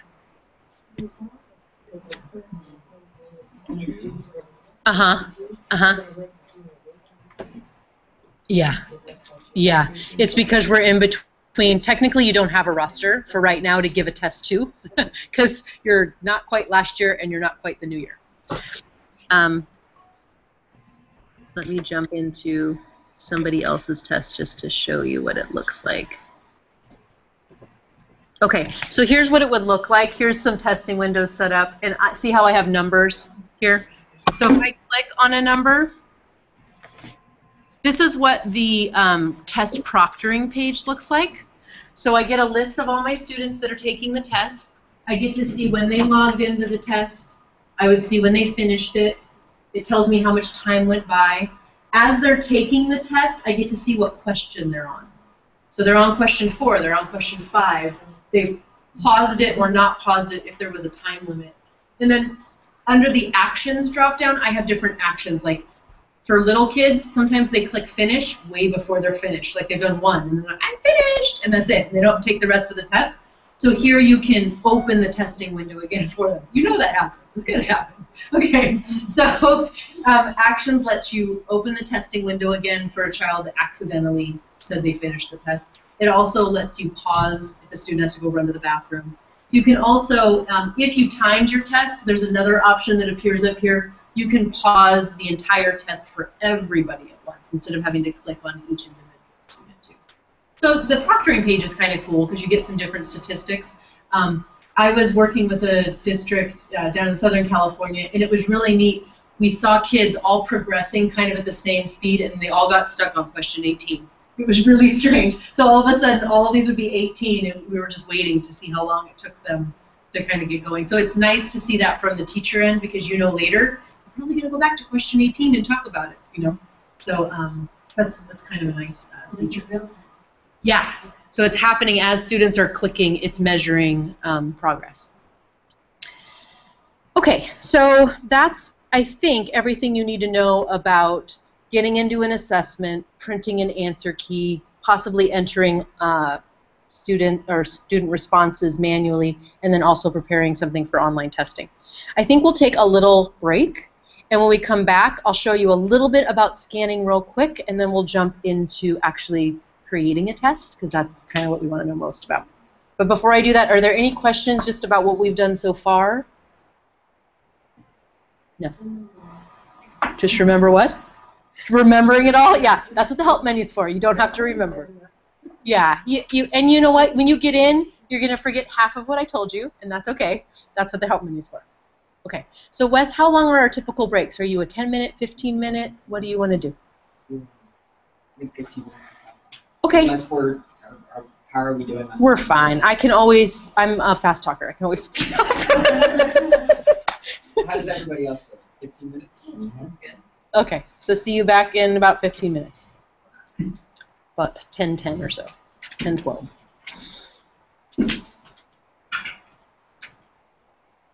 Question?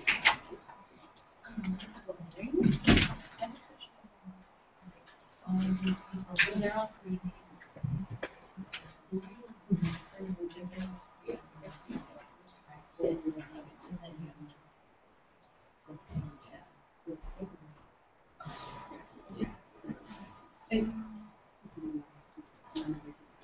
Why don't we wait and see? Okay, I just that I mean, it is a trainer. Yeah. Very good. Yeah, exactly. Yeah. So when we had them, if they were following along, like entering responses as needed on the overview page for the students and delete all those responses. So they can only do students I can do it. Or you can work with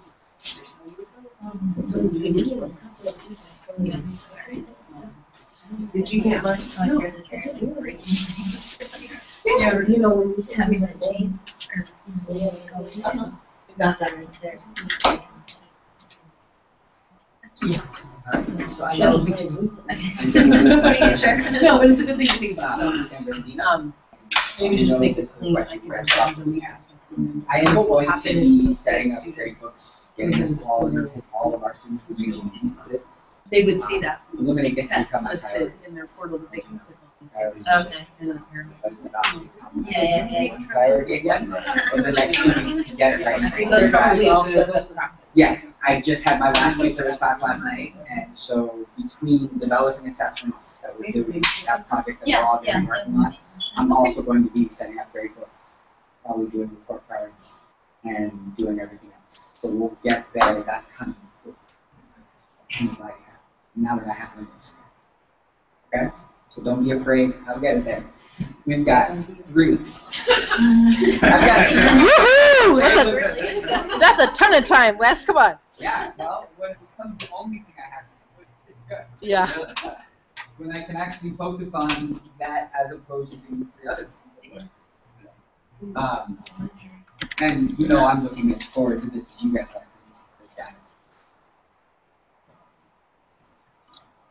It's the fun stuff. It is. This is like,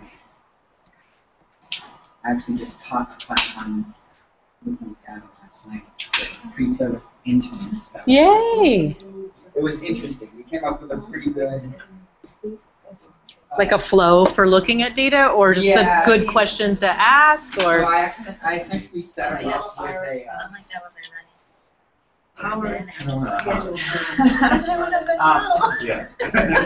All these versions, like a dashboard. So real simple. I'm gonna just create it. Yeah. Pull information from here, make sure you have it all, and then make decisions based on it. That's great. Worked out really well. But this will make it easy. Yes. Absolutely. We saw some very, very cool things at the summit. I bet. Did you see their dashboard? I know. We were like, hello, share. And they plan to like launch it. Next year, this time, everybody. Can't wait. Yeah, I know. So they're taking advantage of the places that they pull information from. Yeah. We're going to be. So our next step is also to look at Activate. We're going to figure out. I know we can add links to the. We can talk about that a little today if we have time. I know there's lots of pieces that I still haven't necessarily put in yet. That's okay. Yeah. You only can do so much at once, so. And teachers can only handle so much at once. Our brains get really full, and we start prioritizing, and there's only so much that we can absorb. Exactly, and it's funny because it's like, I know there's something I have to do to get all the new rosters in, but I think that's more Laura. Yeah. And Kelly. Yeah. Kelly, right? Yeah. All you're going to have to do is Kimberly, yeah. You're going to set up new terms, new grading periods, that kind of stuff you can do. But as far as data, yeah, you need all the new, basically all new files, right? New rosters with new. But the path is already created, so we just have to say which ones, and that should do it, right? Yes. I don't know if we're going to go back to CST data or not. You don't ever have to. Do that or not. I guess. Then if you want, we can remove a lot of those CST widgets and things, so then it's just not even SELP? Yeah, SELP will do. Okay, so we would want to load that. I think we definitely do SELP. But I don't think we'll do CST. Okay. Unless she has it somewhere. No, it would be on a CD. The state sends it on a CD, and that's how we load it. We have the CD, but the CDs from the last 2 years. Yeah. Okay. Well, if you want to know how to do that, I'll show you how. And if you don't, we'll just take off all those options. And this will be the easy way to do it in the future for us. Just don't. Exactly. Yeah. Right? Yep. Excellent. Thank you. I appreciate the time. Oh, I love this. It's been awesome being able to get back like everything that you said, so I appreciate it. Oh, yeah. No, I'm glad that it makes sense. Oh, no. You're nowhere near. I've got, yeah. Well, I'm lucky because I've got me and our other person who's not here today because on vacation. So we're pretty good at going and figuring things out, and like if we don't ask questions until we know exactly what we need to ask. So you can even ask questions you don't know too. Oh, I know that, and I appreciate it. It's one of those things where we both like to play. Yeah. And get things kind of figured out. Right. That's how I learned. So. Yeah. No, that makes sense. I'm gonna see if I can actually scan here under this. See if this works. So from now on, one of our schools had access to GradeCam already. When they had access to GradeCam already, were they able? Are they going to be able to link their old assessments, or is that going to have to be? They were using the free GradeCam. Oh, I'm gonna guess they're gonna have to put their assessments in Illuminate. Okay. Yeah. But the software plugin will be all there, so they won't have to like download it and all that. Do Chromebooks work with GradeCam? No. Okay. Yeah, because it's like a camera, and you're not using. Yeah, because it won't let you on a Chromebook download software, or at least. Plugin. Yeah. I don't think. I haven't heard of anyone being able to do it, but you never know. They all have GradeCams on another computer, so that would make it work. Okay. And I know this just started to work with. Yeah, it's working. With Apple. I've been able to do it with Apple. Oh, good. Yeah, I can do that too. Yeah. But that's just recent. They just recently did that. Oh, I don't know. I've only been with the company a year, and I've always had a Mac. So for a year, I've been able to do it. Okay. But I don't know how far back before that. Thank you. Yeah, no problem.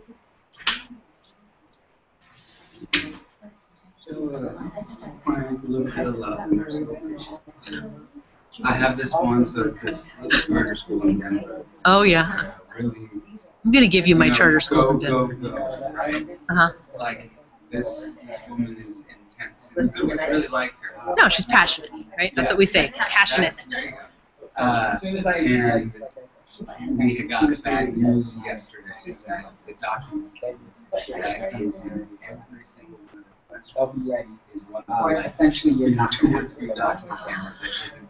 Is it one of those really fancy bells and whistles? Because there's one that's like super cool. It's an older camera, but it's a smart camera. You know, it goes with a smart board. So in your classroom, there's a smart board in every classroom.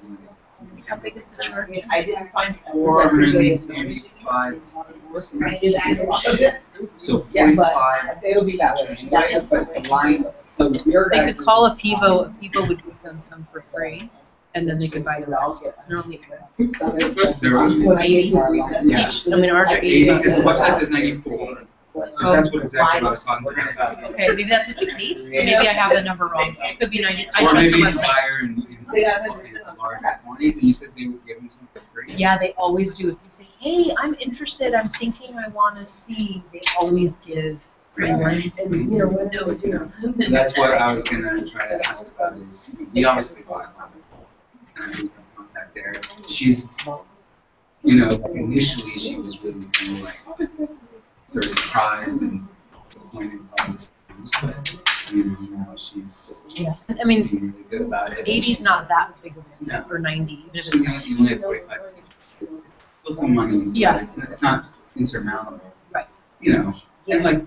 And there's I mean, cameras I on. worked at a school where there were just a few of them set up at common locations. And That's how we did it with ours too. Well, I mean, like, it's so quick and easy to do it.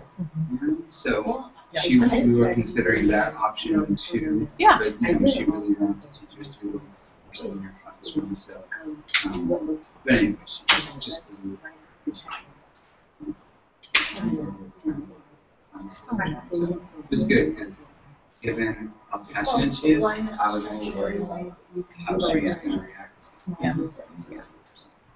Well, and you could always spin it like, hey, why don't we help you start off with creating central scanning stations, and then your super users, you could offer their own camera, and that could be like a reward system. Hey, you're a super user. You're using it. Let's put one in your room instead of having to go to the central location, and slowly build out if they're tight on money. Or partner with a local bigger district that's using Illuminate, and when they buy their however many That's the kind cameras. of thing too, if you go online and choose that, especially because they're a school that's Yeah. serving like a low. Like, Perfect. You'll find the donor Yeah, for that kind of stuff. that's Yeah, that's a really good. I had a district in Fresno that bought hundreds of those. And they contacted the company and just ordered. I bring them to Yeah, it's good to get And they the work other well. one. Like, those are actually pretty good ones. Yeah. Yeah, And I like that they're so. Yeah. Mine, I mean, goes through scanners in the airport. I drop my luggage. Just, I mean, that thing's been through a lot. I had to super glue part something somewhere, but it still works, so who cares? Good question. Which student profile are you showing? Crystalina Adil. She's in Clyde's. She just has a lot of data. Yeah. So Crystalina. Crysta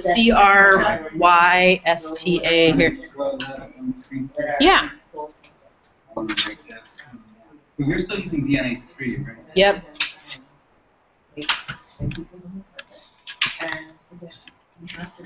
Is 4 out yet?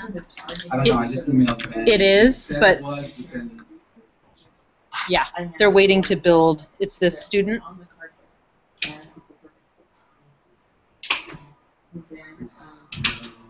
Crysta, and then ADIL. uh-huh. Cool. All right, it's student. Yeah, I use that one. Create a login. Uh-huh. My own. Yeah. But then I can roster her to. Or give yourself the permission to view a roster to you, and then you can.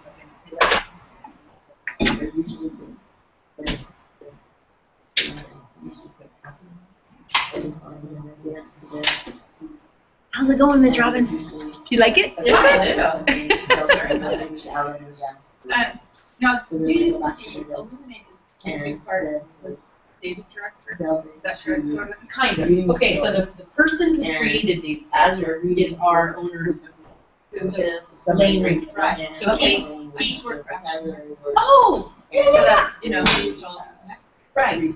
So he started, Data Director got sold to HMH. And at that point, from what I heard, it went kind of downhill. Service, they got too big. Yeah. So he saw that happening and was just heartbroken by the fact that like there's this baby getting made and then so he left HMH, signed a note. Waited till the note not because I'll say, what do we know? like buy back this piece, and steal this person's share. So he left first, bought back the pieces, waited longer, started his steal to one. Yeah, and then he started creating. So a lot of there's a lot of similarities between the two, but it's funny. It's for brevity, I guess. There's something based on so there's something writing with vocabulary words. So I got really good at What? I was writing these incredibly results. Using vocabulary. I mean, I've never worked in schools. I've always had. And I was my boss when I was in the district office, director. So she took me. And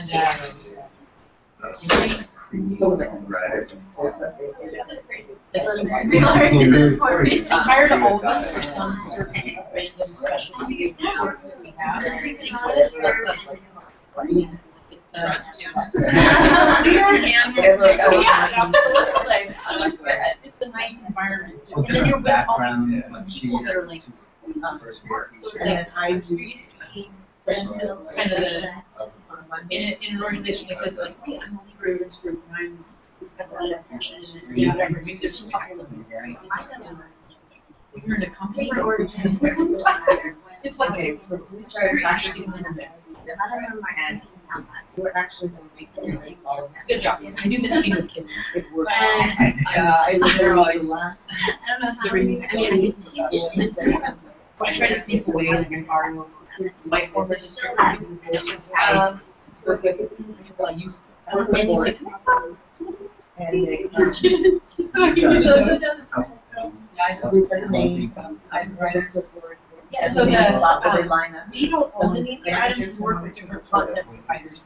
Managers. With the one that's the most closely with insurance, I'm so Davis is price now. So they write board, they items. monitor board years. And then, we work with NWCA and,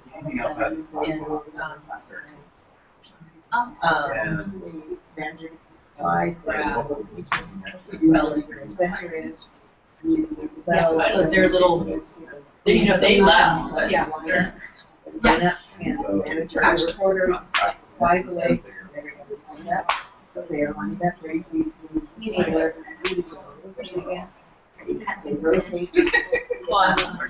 And the only thing I did, that he didn't mention to me. I have a husband and kids in the house. Coming up. He's a teacher and he gets it. Because I'm one of the center, going to the back.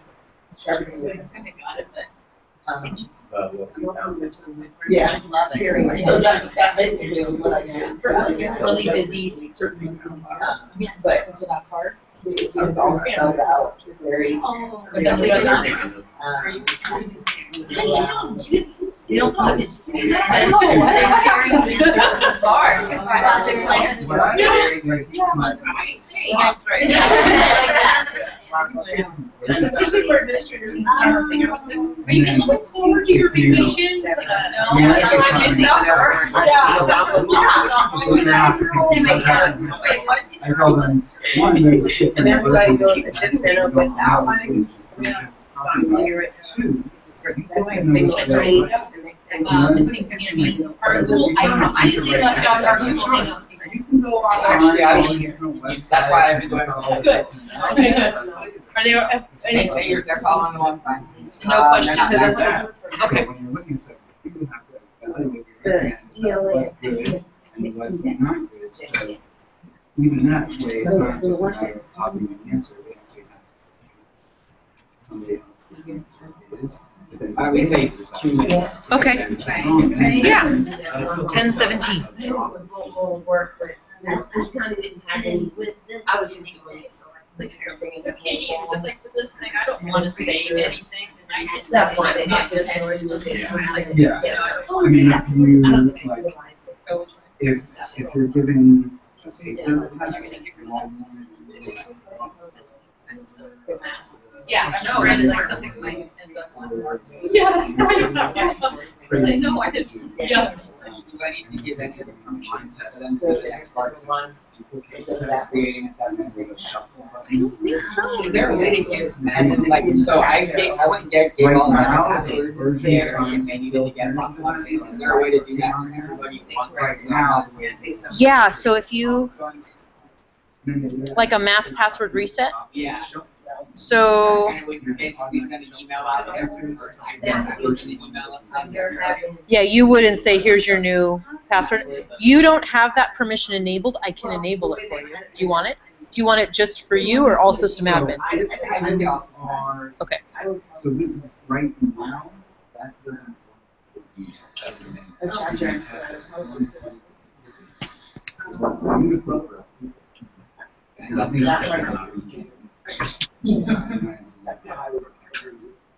I can think in this.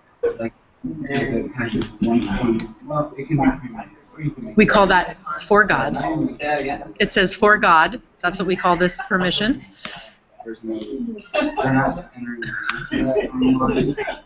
There's a whole section of our permissions that are for God, so that's one of those. Well,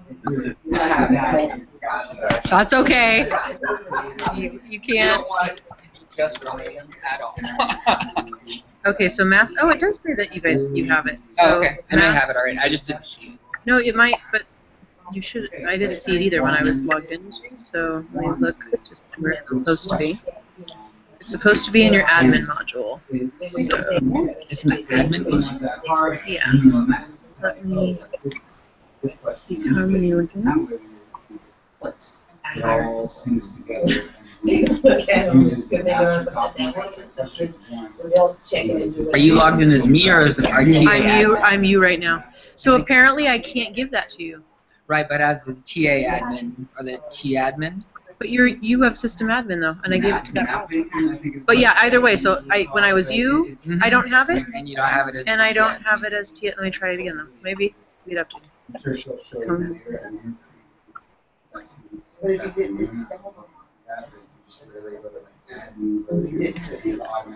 Because see, what you need is we call it the God box. Mhm. You don't even have the God box showing, so it wouldn't even be. It's not even a choice. So the other thing is that if they need to reset their own, Right. there's No, forgot I your. know they can do that. I just haven't even sent them all like usernames yet. Oh. Anything like that. And so this group, the group that's in here, I went through and manually gave them a username and password. I just don't want to have to do that for everybody. in the Oh, organization. so I can do it and just set it now. So what would you like to be? What do you mean? Usually I make the temporary password. Oh, that's Does that work? So then you just say use Would your it first change the initial people last who are name. here? No, only people who've never logged in. Perfect. Okay, so I'll just tell them they can log in with their first name, First initial, first last initial, name, last name, and and password. password. Yep. Very good. Thank you. Yeah, all done right now.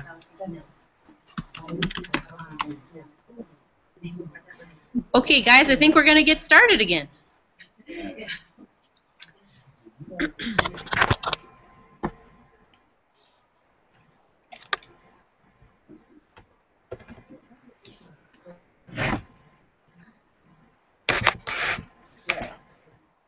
one person who had to step up.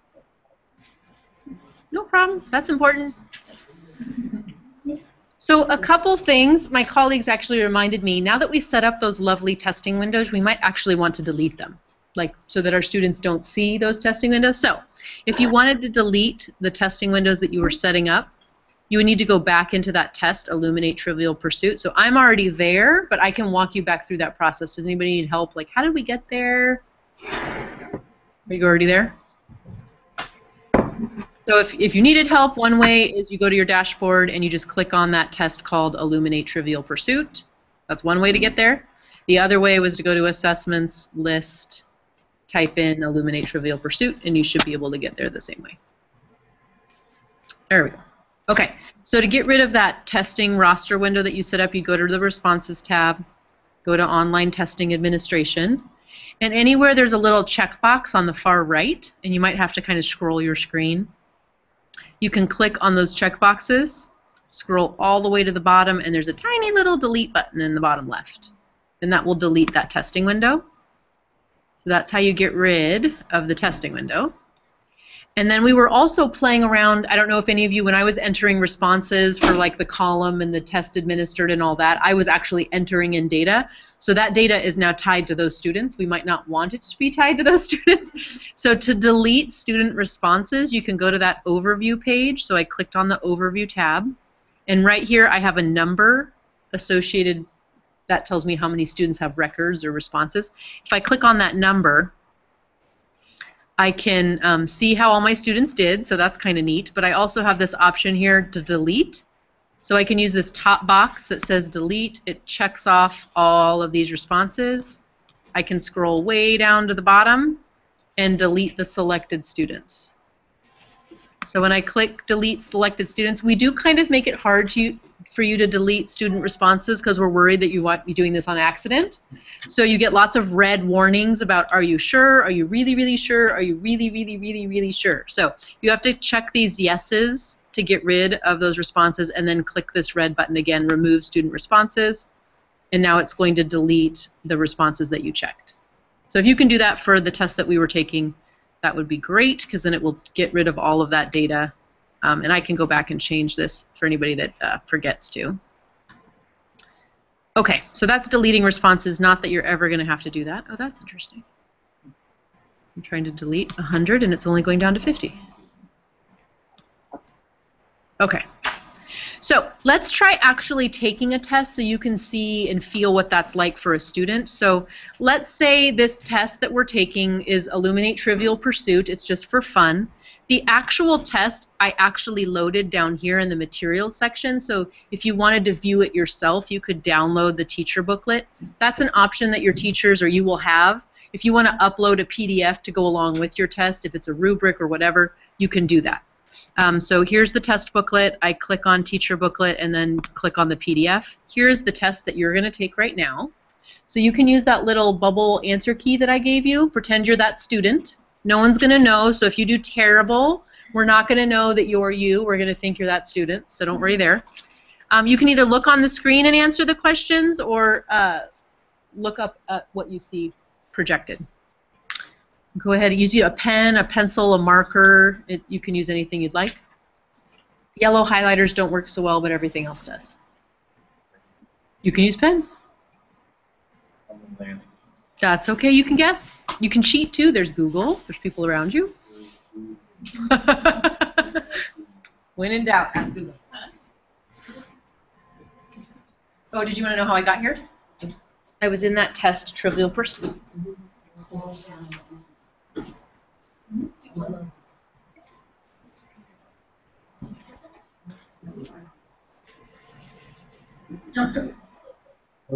Control plus. 17. You can borrow mine, but mine is far away. I don't know if it'll help you. Mine. Oh, okay. Like expression for office, right? So and that's about the 17. Oh yeah, postage stamp. Who teaches 5th grade? Maybe they'll know. Huh? Who teaches 5th? 4th. Yeah, postage stamp. No. I didn't know either. It's okay. Go to C, see how it looks. Yeah, C's, you know, when in doubt, you see. Yeah.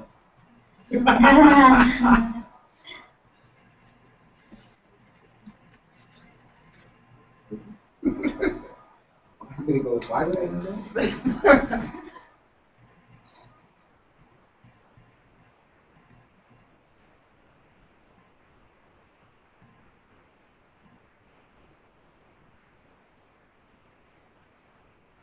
I know E has a typo and it's supposed to say none of the above. It says no.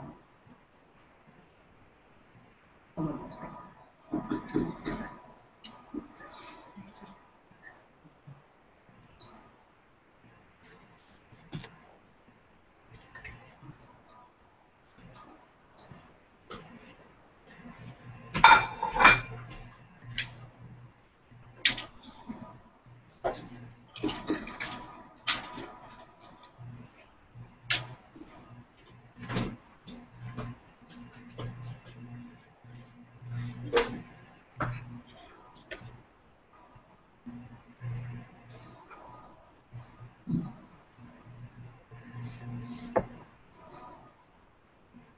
Okay, did I give you enough time? You don't actually have to get them all right, so it's okay. So a couple of different use cases for this. A lot of teachers use our scanning for their morning warm-ups, their check for understanding, their tickets out there. So it doesn't have to be a piece of paper. This could just be 3 questions you wrote on the board. It could be putting your textbook under the Elmo or your document camera and showing the 3 or 4 questions that's in your book. You would just need the response to be something that's multiple choice, or true, false, or correct, incorrect, or something that you could bubble. If it was something that you want them to write, again, you could switch papers, rubric score it, but that's probably not the use case most commonly used. You still could do it. So after you show your quiz, ask your quick questions, whatever, as the teacher, you have 2 routes you can go. I've already set up this test. It's actually aligned to standards. I did some work and effort, and now I'm going to scan. Another way is to just on the fly post some questions, grab a generic answer key, scan the answer key right while your kids are working, and then continue that way. So you have 2 different routes that you can go. One is a manual assessment, which is what we're doing right now. I've already created it aligned to standards. The other way is more in the moment. I want to check for understanding just before I move on or before I try to cover something. So while you were working on the test as a teacher, what I would have done is either gone down here where it says scan student answer sheets, or gone up here to where it says responses. I could have chose scan, or even further back if I wasn't in the test already. Oh, hi, that's interesting. There's a little area on the assessment list right here that I could have just clicked that little camera and gone to scan.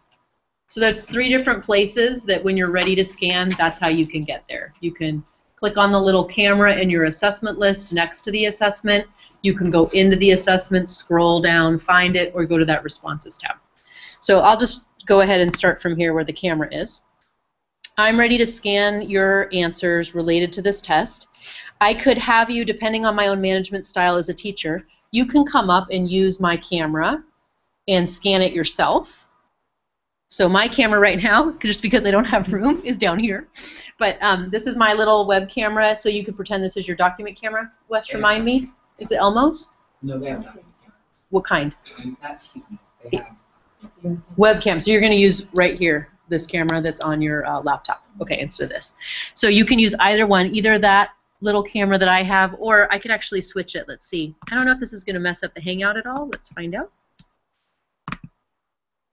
Under Tools, I can designate a different camera if I have more than one. So here's my FaceTime camera. I don't need to flip the image.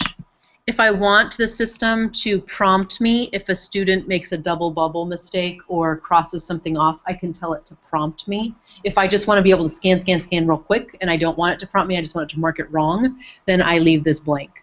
So usually the primary teachers say, no, please prompt me, I want to fix, I want to help. And the older teachers are like, nah, you should know how to bubble by now, I just want you to mark it wrong. But you pick whatever works with your style and your philosophy and mark whatever applies for you. So I'm going to switch over then, because this is going to be more likely what you're going to do. So the box that I have has to fit in that box that you see. So the camera is looking for an image that fits in the box. So I have to kind of adjust my answer sheet until it fits. If you try to click scan right now, you might get a pop-up that tells you you don't have, like a paper airplane that says you don't have the software installed yet.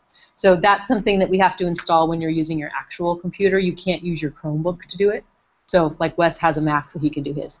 So I'll just show you on mine. So here's answer keys. These are, I wanted to show pretend ones so that you had no pressure about getting it right or wrong. I'm going to scan, and obviously I would not be displaying my answers as I'm scanning. So students would come up, scan, just see it on the screen, and it would not be projected for the whole world to see, just so they could see it. So in teacher mode, let me make sure I'm in teacher mode. This is, I collected all your answer keys, and I'm just going to scan. So here's the first one. Yeah, I know. Blows your mind, huh? Wow!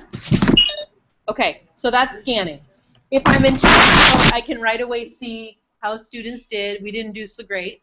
If I wanted to be able to give you a chance to correct your answers, I could say, okay, 2, 7, 3, 4, which I have names on. So Alicia, you missed questions 1, 2, 3, and 5. Go back and try again. Students could come back, rescan, and it would replace their score. So you can set up some sort of rule in your class. Like if you get 2 out of 5 or 3 out of 10, you need to go back. You can do better. Try it again.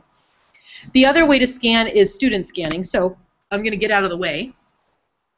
And if anyone wants to come up and scan, or I can collect them anonymously, whatever you would like to do, try coming on up, and you're just going to try to stick your answer sheet in the scanning window. Anyone want to try? Here, you can go like this and switch, and then no one will know whose it is. Okay, back up, back up. There you go. And if you want it to go away so no one else sees it, you hit enter. And you gotta make sure your fingers are not in the box. You're almost there. Yeah, that's what's tricky. Yeah, they'll get used to it. The kids love it. There we go. That's kind of tricky, right? Yep. Mm-hmm. So I'm just coming up. Oh, There you go. sweet. There you go. All right. So student mode shows the name, the score, and the percent. If I go back to teacher mode, I get a little warning, are you sure you want to show all this information? I say yes. And as I'm scanning, all of this is just in a staging area. It's not saving as I go. So one of the most common things that teachers do is they'll be scanning, bell rings for recess, they leave, they don't hit save, they come back, whoops, everything's not saved. So definitely want to remind folks, and you want to remind yourself to save before you move on. So I'm going to go ahead and go to that save option, and this is what I get when I'm done. So I get all of my student IDs, the names, I can see percent correct, I can see overall. Wow, if this was a lesson I was teaching, I would not want to move on, right? Yeah, like I'm in trouble, I didn't do a good job teaching my material, or I maybe covered something too quickly yesterday and maybe it didn't sink in yet. So the intention of getting your results this quickly is so that you can have a quick conversation with students about it, right? It's not to yell and scream that that they're not doing great. Another way to look at the data is to look at response frequency. And this one is showing me question number 1. The right answer was C, but 5 of us chose A and 3 of us chose B. Let's talk about that. A was obviously a distractor. What was in that question that made you think that was the right answer? Or what were you thinking there? And have a conversation, right? Because that's what we're trying to do with Common Core, is get kids to be able to justify their reasoning, their thinking, debate about it. You might even find, oops, A could have been a right answer. I need to change my test. Like, that's another possibility. So that's what response frequency is for. It's really to have those conversations in the moment with kids, set goals, talk about learning, make any adjustments. You also could find out maybe the graph doesn't look like this. Maybe it's a lot of green, but when you look at the distribution here, you might see, okay, well, everyone really got it except for Alicia. So I want to pull Alicia over to the side, maybe during our next reading block, and talk to her about just her test, or pull 4 kids and talk to them about how they did. And I don't have to stop the whole class, because most of the class got it. So you can make those on-the-fly adjustments. Okay, so that's what scanning looks like. Do you have any questions just about that process, what we did? You like it? Yeah. You think you'll use it? Yeah. Can you change the strands, like the percentage strands, how you have 0 to 59, 60 to 69? These. Test making? Yeah, that is. Yeah, those are, we call those performance bands. Those are your cut points. No, well, how would you know that that's our lingo? That's fine. So yeah, these are the performance bands, and you can make these, every author of a test can set their own performance bands. And then as a site, you can decide, we all use this one set of performance bands. So it could be either, how far off are these bands to what you currently do? Are these similar to the bands you would use? Very much. So, yeah, very much. Okay. So the only one I think is off with the 70 79, that'd be the basic. Basic. Yeah. It's up to Right. Oh, You so guys we have can the- change the colors. Yeah. You can change that too. Oh, okay. Got it. Yeah. So we can set new performance bands if you want and match those colors, and then that will be the default that your site and district uses. Yeah. Yeah, and that's fine. And then also you can have a default that's set, and then each teacher can set bands too, depending on your test. So you all have that ability to say, here are the bands. It does help, obviously, from 3rd grade to 4th grade. If I was getting A's because I was in this cut point range, and then I go on to another grade level, and oh, guess what? The range just got like this, so I'm not getting A's anymore. It does help to, of course, articulate that across grade levels, but yes, you can set all those bands. Okay. So from here, I'm still have all those tabs available to me for my assessment. So if I went to the overview page now that I saved, the results that I'm looking at should represent, hey, look, they're not all red anymore, should represent what my class did as a whole. And I still have, I have 10 students. So a couple of those results that we were using earlier. But you can see then you'd get an overall results. Here's what a normal distribution would look like for an assessment. So here's my demo account. Here's a different set of cut points. So these ones are minimal, partial, adequate, thorough, different colors. But you see the overall performance. This is the same information, just displayed 2 different ways. I can hover over any of these pie charts, just like we were doing on the dashboard, and if I click, I can find out who are those 6 students, or well, actually 3 students, that had minimal understanding. I'm probably going to want to reteach. Here's the group that I'm going to be working with. So that's really nice. So you get that overall, and then if I want to know, okay, well, they didn't do well on the whole test, but what exactly are they missing?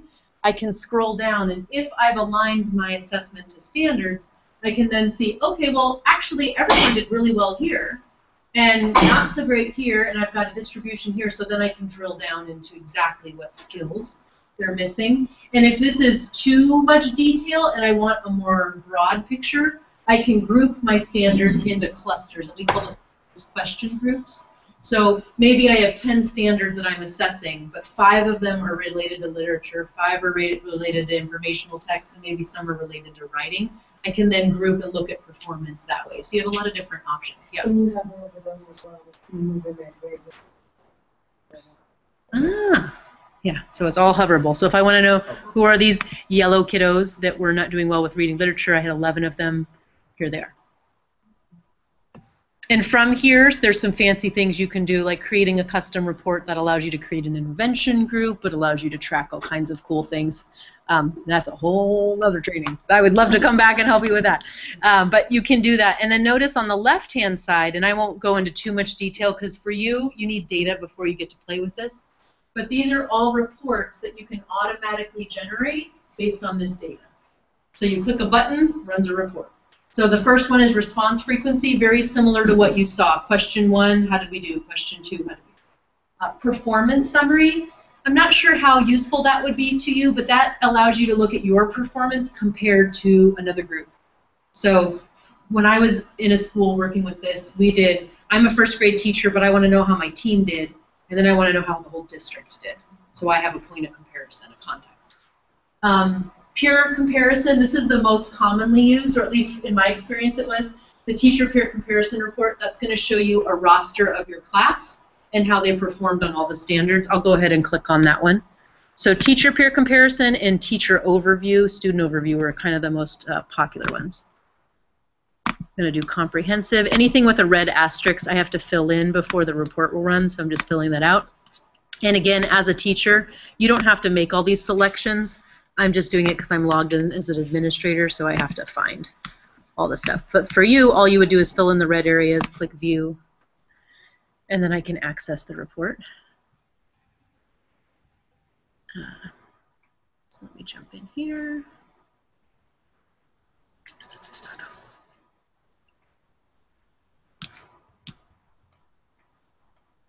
Click show all. There we go.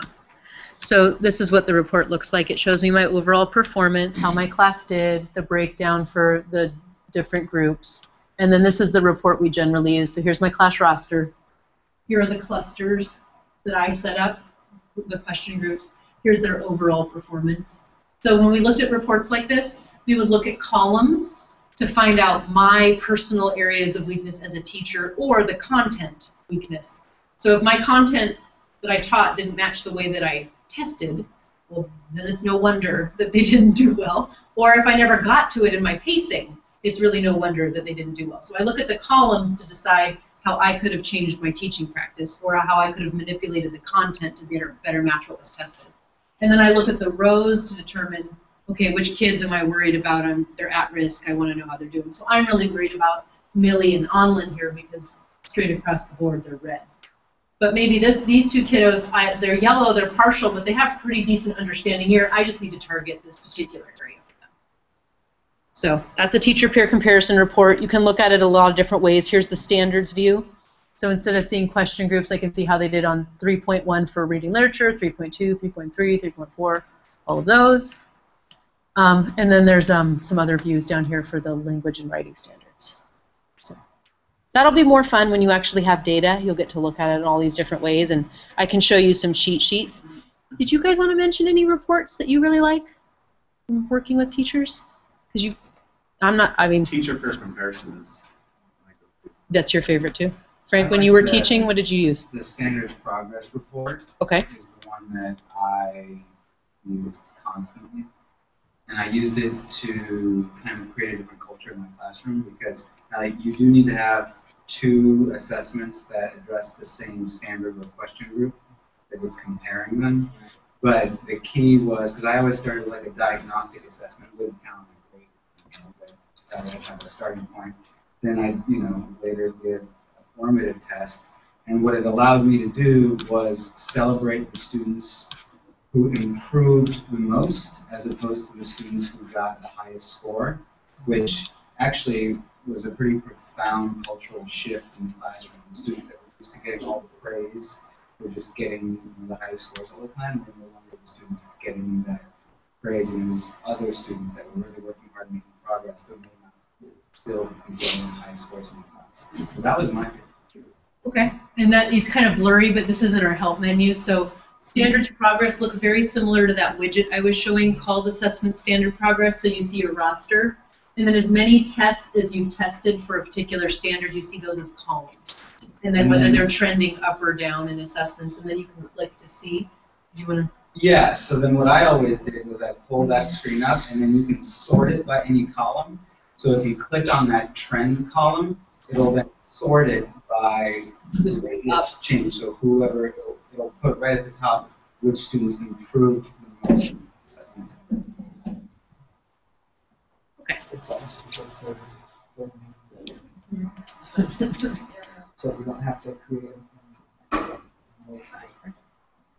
Yeah. Hey, look at that. Okay. That's where you would see the district peer comparison. Board meeting, we have to show the data for the schools. So you can do a site overview and a district overview. So there's these ones, district overview and site overview. That's going to be more like a summary. And then the comparison, district comparison means here are 3 sites. Here's how they did on the same test. And then site comparison is here's teachers, here's how the classes did on test. Yeah, it lets you look at it a lot of different ways.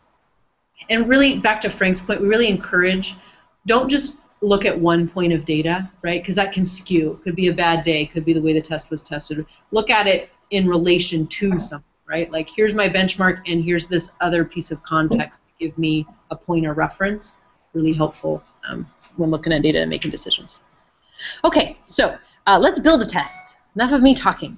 Okay, so we're in Illuminate, and we were on Illuminate Trivial Pursuit, and to build your own test, you're going to go to Assessments. So you're going to go back up to the Assessments tab, and you're going to go to the second link that says Create a New Assessment. Everyone able to get to that part? Okay, so Assessments tab, second link down, Create a New Assessment. This little window pops up. On the fly is what I was talking about earlier. I'm in the moment. I'm doing an exit ticket check for understanding. Manual means I have a piece of paper test and I thought about it and aligned it to standards. This is the one we're going to do right now. Item bank. This says I am starting from scratch. I'm picking my standards and I want to pick every item on my test. Go ahead and click OK. Now the first time that you log into the item bank, you're going to get a little pop-up window. So let me get into our help menu and show you what that's going to look like. Because when I log in, it's probably just going to go straight to where I want it to. So hold on, let me catch up to you. I'm going to go to item bank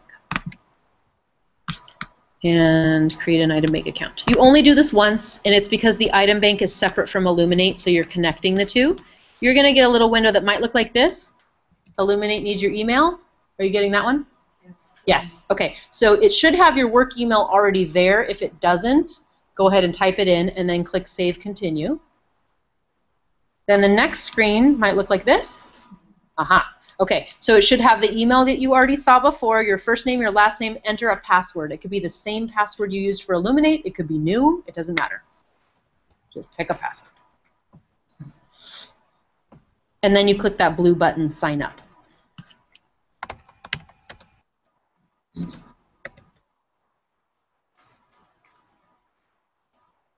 And then once you click the blue button, Sign Up, you'll get another screen. It looks like this. Again, it shows you your email. Now you have to enter the password that you just entered in on the last screen and click Sign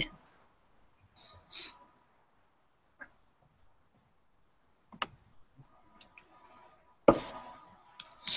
Okay, let's see if all of that happened. Oh, see, and you should land on a screen that looks like this when you're all done. Hooray, we landed in the right place.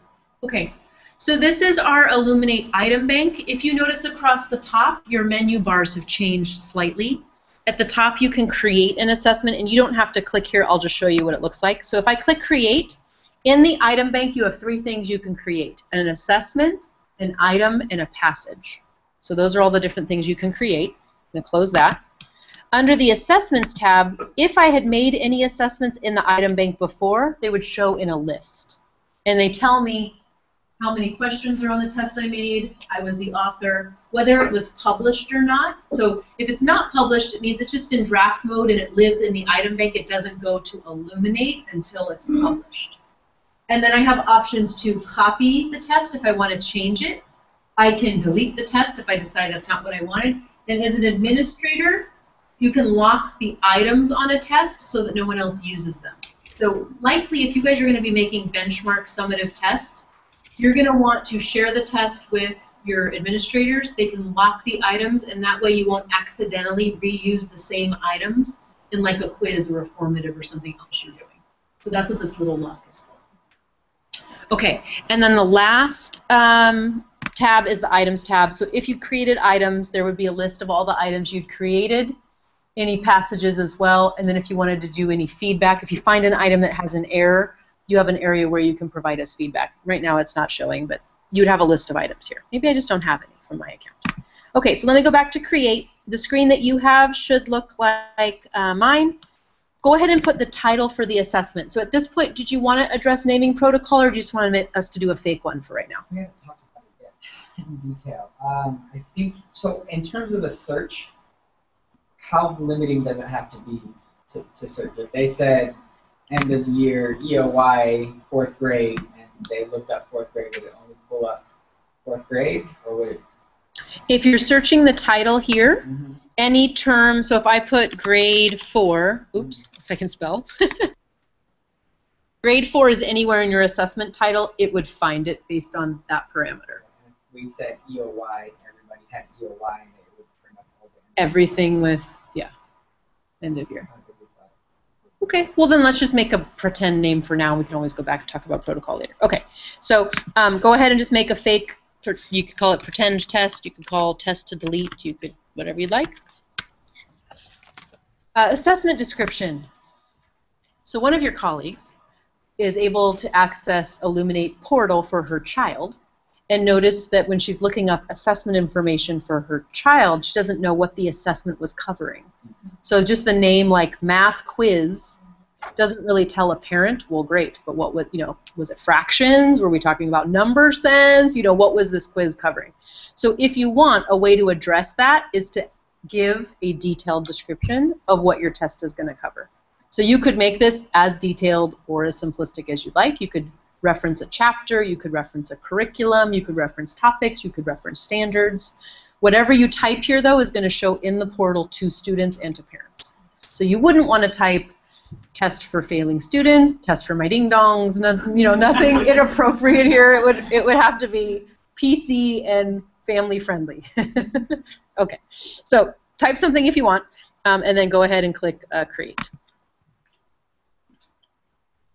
So when you're using the item bank, it is automatically saving as you go. You should have a little green banner that tells you your assessment's been created. And now you have a new option down below. You can choose standards. So if you click on the type drop-down menu, here's what you'll see. We recommend that when you're designing assessments, you choose Common Core here, not California Common Core down here. The only reason is our item writers, the companies that write items for the Common Core standards, not California, Texas, Wisconsin, New York. They don't really care that we all had our 15% that we got to change. They're only testing the original Common Core standards. That's why this bank has more than this bank. So if you choose this bank, you can, but what's going to happen is you're not going to have as many items. So we always recommend sticking with these. And then if there are items you want to create and align to California-specific standards that are not the national, you can do that at your own. So hopefully that doesn't fly in the face of anything you've been learning about. So Common Core, we're going to choose that. Choose your subject area next. So you have ELA or math. You can always have a test that covers both, but you have to pick one at a time. So ELA first or math, and then you pick your grade level. We'll pick 4th grade. Once you pick those 3 things, you'll have a little loading button that appears. And you'll notice on mine, I have these red standards appearing. It's because I've made tests before. So anytime I've made a test before, the system is remembering what standards I used last time. That way, I don't have to go through this process every time. I can just click on the standards I've already used, if that applies. So now that I've loaded my standards, you should see the strands or the domains of Common Core listed. So this is the reading, writing, speaking, listening, language. If I have more items, it's just because I'm logged in differently. Do you guys have thousands or hundreds? Okay. Sorry, I have more item banks. Okay, if you click Expand All, it's going to branch out what you're seeing. So if you want to pick all reading standards for every reading standard, that means literature 1 through 10 and informational 1 through 10, you would click here. But that means your test doesn't know which of the 1 through 10 standards you want to use. So that means if you pick reading, every time you try to add an item, it's going to say, do you want standard 1? Do you want standard 2? Do you want standard 4? Do you want standard 7? So if you know what standards you're using, it's easier to walk all the way down the branch and just pick that standard directly instead of picking the strand, the substrand, or the cluster. If you don't know and you just say, well, I kind of want to test the whole cluster of key ideas and details, that's standards 1, 2, and 3, I'm just going to pick this, and then the system's going to prompt me every time I'm selecting the items. Is that making sense? Okay. So moral to that story is go all the way down the branch and pick the item that has your grade level and the standard number at the end, and then you'll be guaranteed that the items are actually going to only match that one standard. So I'm just going to pick 1 or 2 standards for now. When you're building a test, you might do more like 10, but just for the sake of looking through them, I'm just going to pick the 1. You know you've picked a standard when this little link icon shows up. It also will show up on the right-hand side. This does not mean there are 0 items for that standard. It just means there are 0 items that you have added yet. This tells you how many items would be available, and this tells you how many you've actually selected for your test, which hasn't happened, so that's amazing. Okay, when you're done picking your standards, go ahead and click Continue.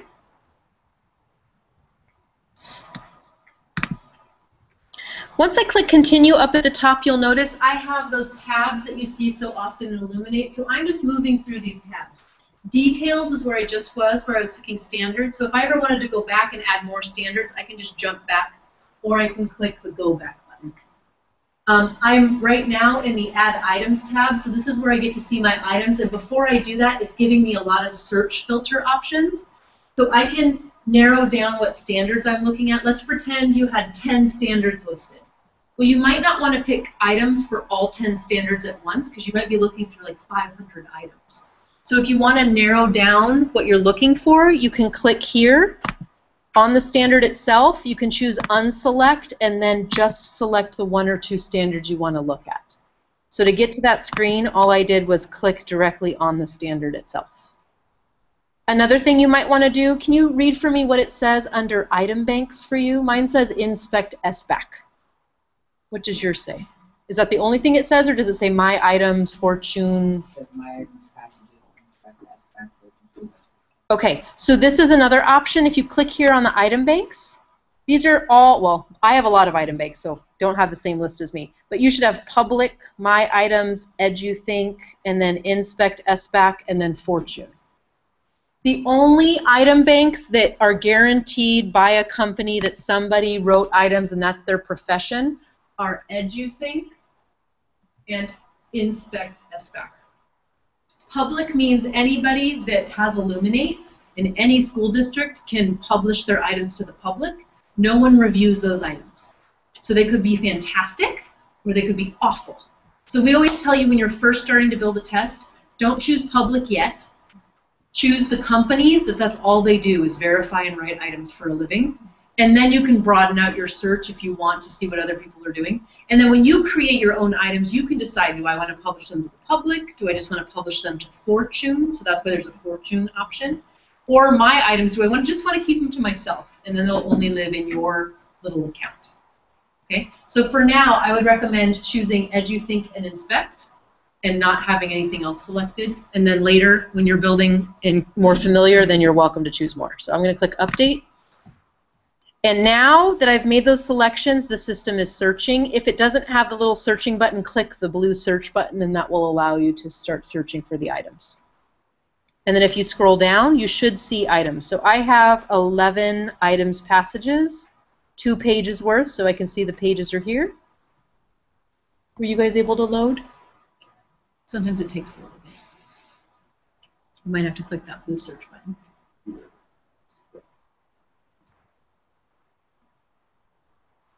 Okay, I'm going to stop talking for a little bit. Just hold on for a few more seconds, and then you can play. If you're in English language arts, you'll notice you have a passage. At the bottom of the passage, it gives you a whole bunch of information. It tells you you have 2 items that match the standards you picked, but there are 5 total, or some number total items associated to that passage. You know, as a teacher, you would never give students 1 passage with 1 question. You wouldn't make them do all that work for probably just 1 question. So I always, as a general practice, load the other ones, even if they didn't connect to my original standards, because they might be close enough. So I click this just to see what's available. So I click the 5 total, and those 5 total are going to appear in red. So if they were standards I did not originally pick, like I didn't pick RL 4.5 over here, so it's showing up in red to let me know, hey, it's available, it's not what you originally selected. And then I get to choose whether to add it. So if you want to add an item, you just click this little add button right here. It's going to ask me, are you sure this wasn't your original standard? I'm going to say, yep, add the item.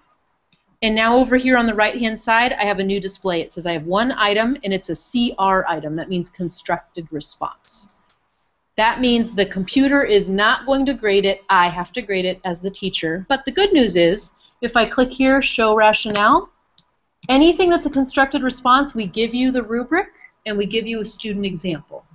So this is a 3-point rubric question. Here's the criteria you use to grade. Here's a student example of what a 3 is, criteria, what a 2 is, criteria, what a 1 is.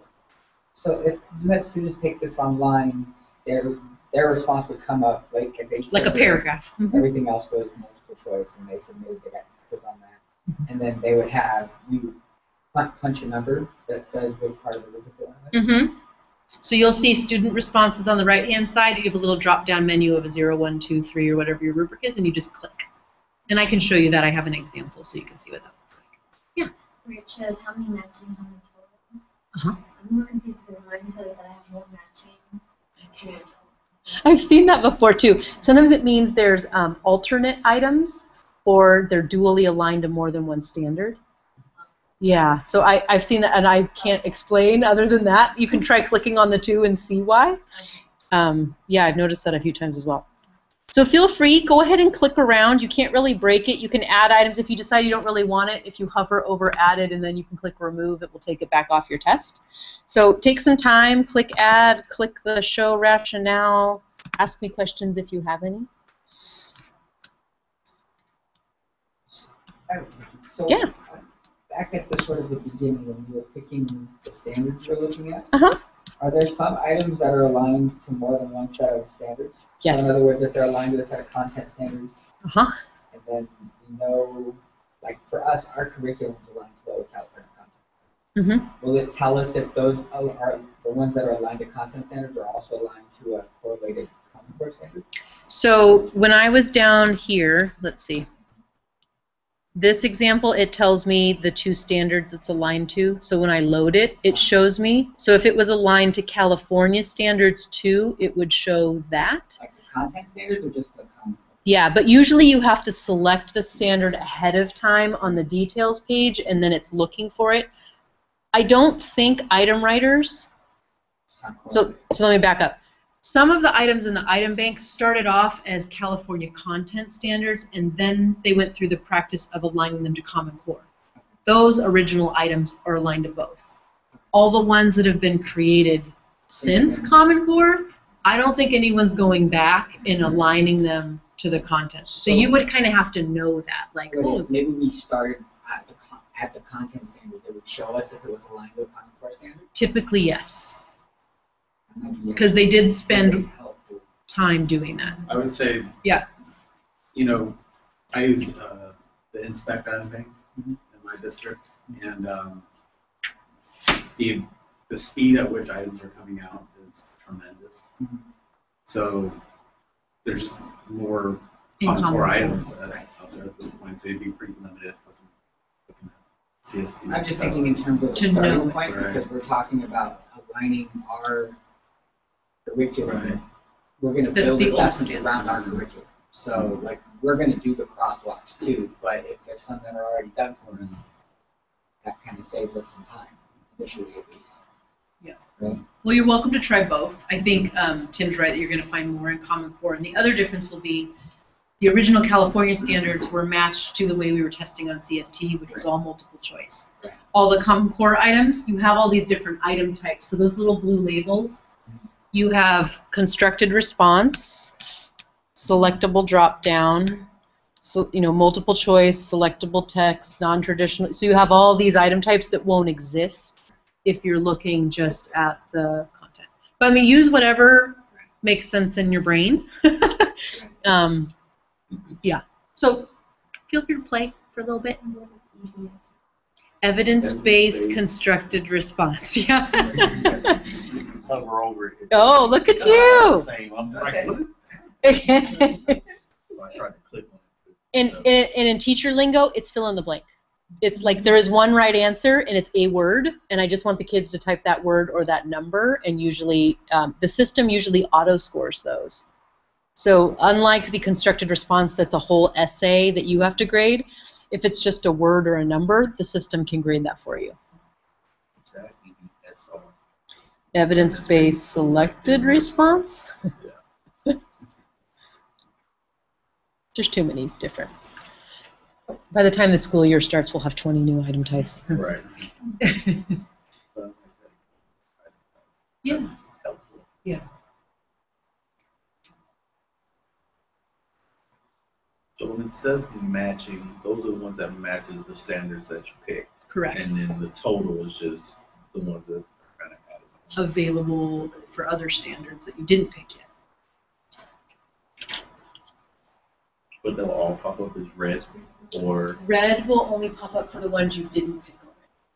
So like mine, this one's red still, 4.2, because over here I didn't choose 4.2 as a standard for my test.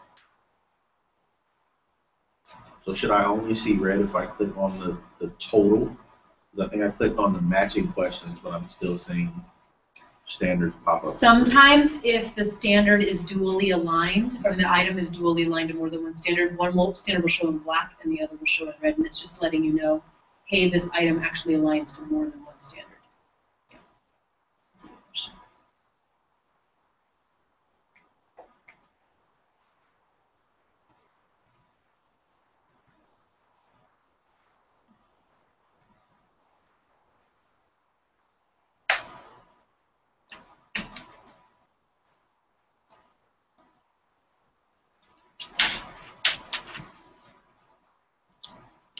Mm-hmm.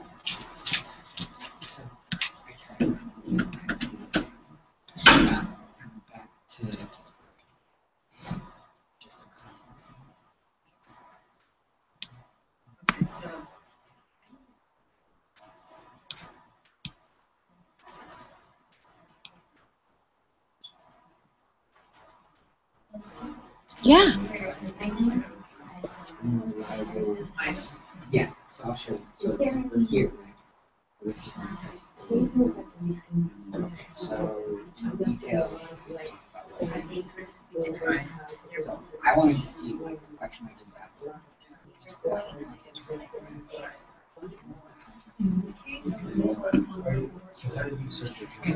Every single thing is coming up with red. I know that.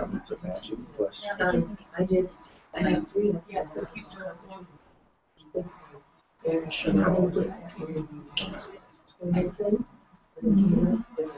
This is red. So now They're all And then your reports are going to See show. the standards that are 0. So if you didn't want. So basically going to grade 6. Okay, right. Mine all say 0.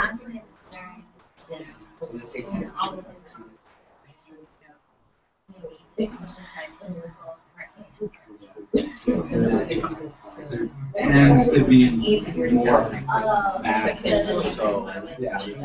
And there tends to be more math items. It's So much easier Okay. to create. everything still comes. Oh no. Okay, let's see what you did. It might be that you originally chose a cluster. Yes. That's why.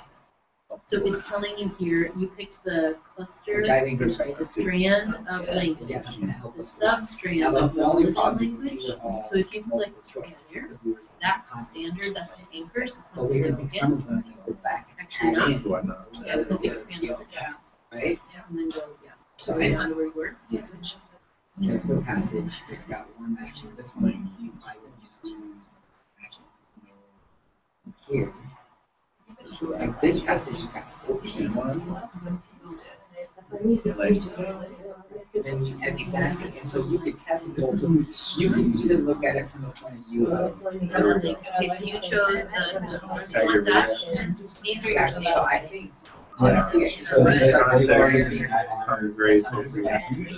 Okay. And Sure.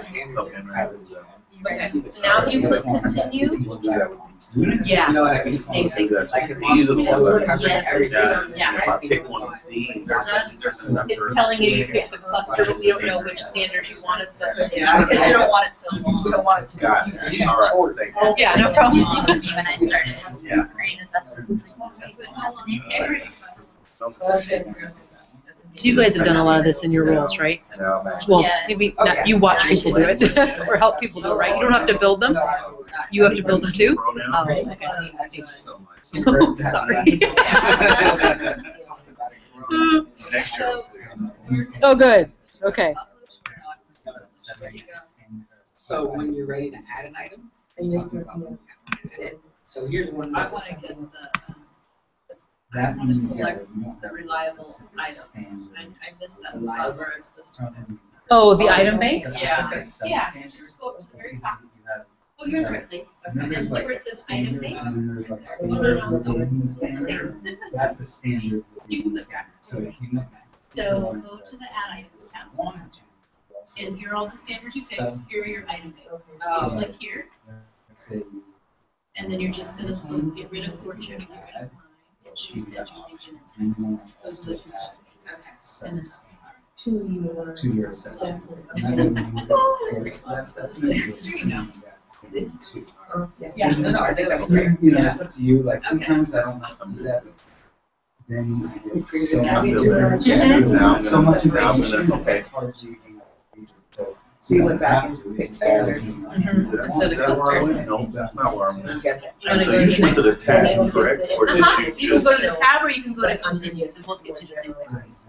So when you Okay, so those are all the standards you're gonna look for. If you wanna narrow it down and only look for like 4.1, whatever, you can unselect, unselect all, and then just pick one. Oh, standard. and then of course. now I have 4.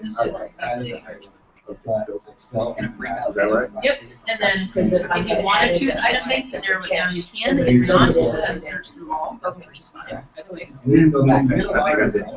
Okay, and then it'll load. Okay, so when you click search, that's where you would deselect. Here. If you wanna deselect, you do it here by clicking on standards. And now to unselect all. And then you can pick just one or two. And then you click the search button and it'll load all the standards for all the items for that. Check.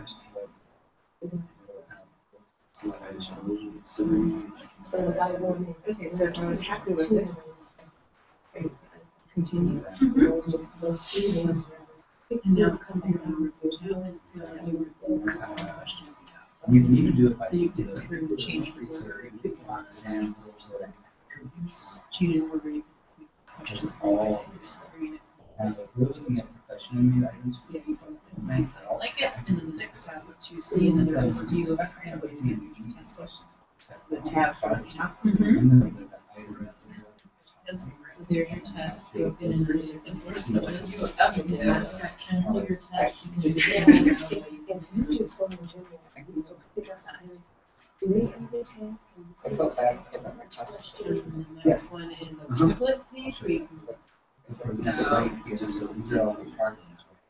See where it says, it's you know, like show the rationale. font size, spacing, This is.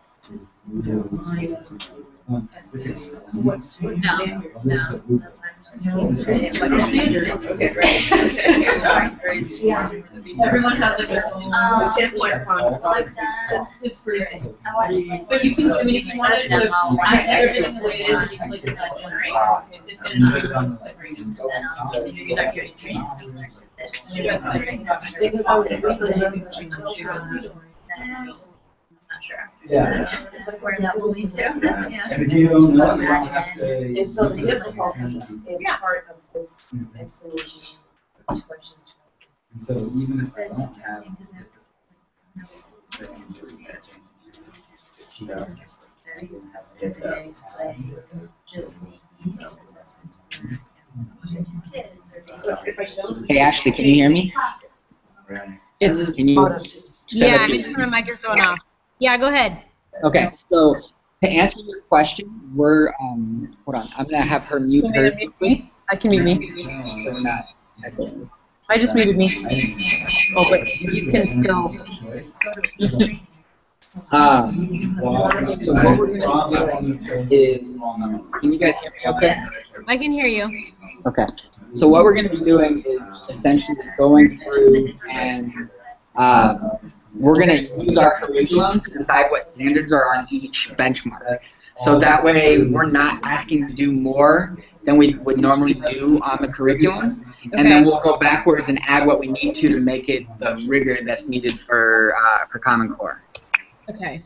Does that make sense? Yeah, but can we use these assessments that are already embedded in, like Illuminate? Can we use these for our students? Yeah, definitely. That's a big part of it. What we're going to be doing is we'll develop the 4 summative assessments or the 3 summative assessments, and what will happen is we'll have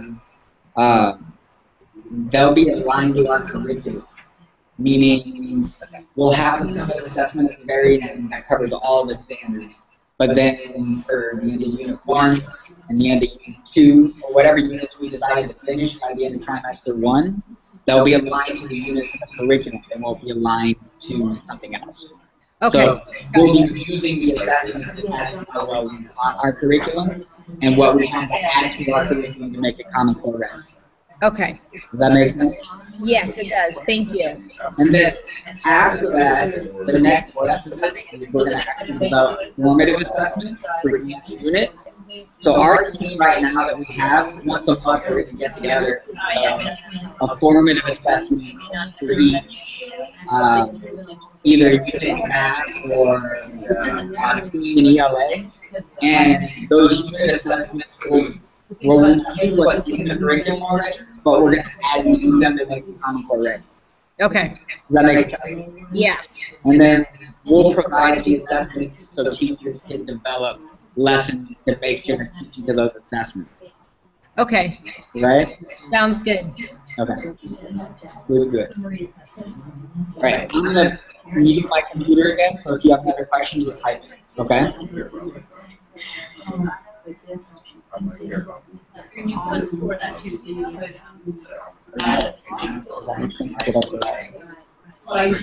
so is it possible, like if your student needs across the top about like a good excuse to to go over there. I'll probably do like it was like you're not can I go? So I'm 90% of this various items. And then when you go out to the appearance, you can decide. Try that test. So, we can go back. Alright, so we're using that edging thing and inspect. And then we go select standards. Right? Well, yeah, man, or honestly, it's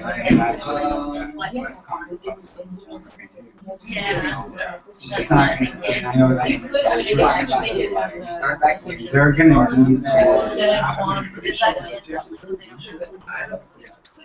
Oh yeah, but that's the next step. So you might be working with this. I don't know if you want to. Maybe not even all of those, maybe we'll start doing sections later. And then, like, all the items. So I can go through and like pick 5 items. Like this, right? So I instead of like just picking. The end of the year, the big picture. Yeah, not on this page, but the next We're gonna one. bring up. So here, there, and just go there down the We are signing. and then unselect it. And just pick the ones As far as the take it to. So maybe this one. So, if we just want to scale. Whatever's produced down here. So it's gonna give me. It's gonna give you that, so I can go through. Here's your 3.1. Yeah. But your other standard is still there. You're just not looking at it.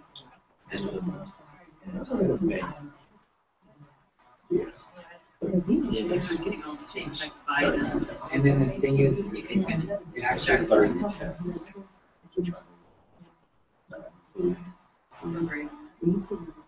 So whenever Maybe I got Are you guys ready to move on the next step? I kind of feel like you've exhausted your exploration.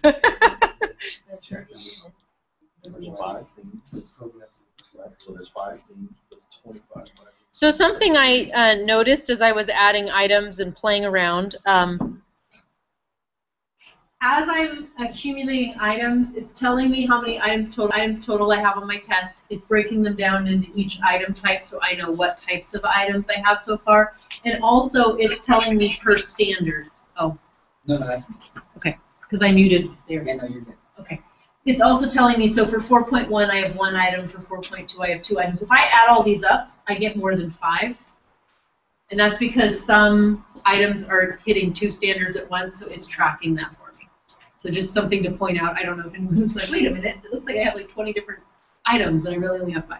Okay, and I think I misspoke earlier. There's an evidence-based constructed response that's fill in the blank. Evidence-based selected response means that you have a two-part question. Does that make sense? So it's scoring it all together, but you have like a part A and a part B. But it's one question. But it's one question. Well, it's Like that will be scored number 5, as one question. but it would be 2 parts to number 5. Correct. Yeah. So if I click continue, so hopefully you've all had a chance to add some random items to this fake test that you're making. You can go on to the next phase by clicking the continue button, or you scroll all the way to the top and just move to the next tab.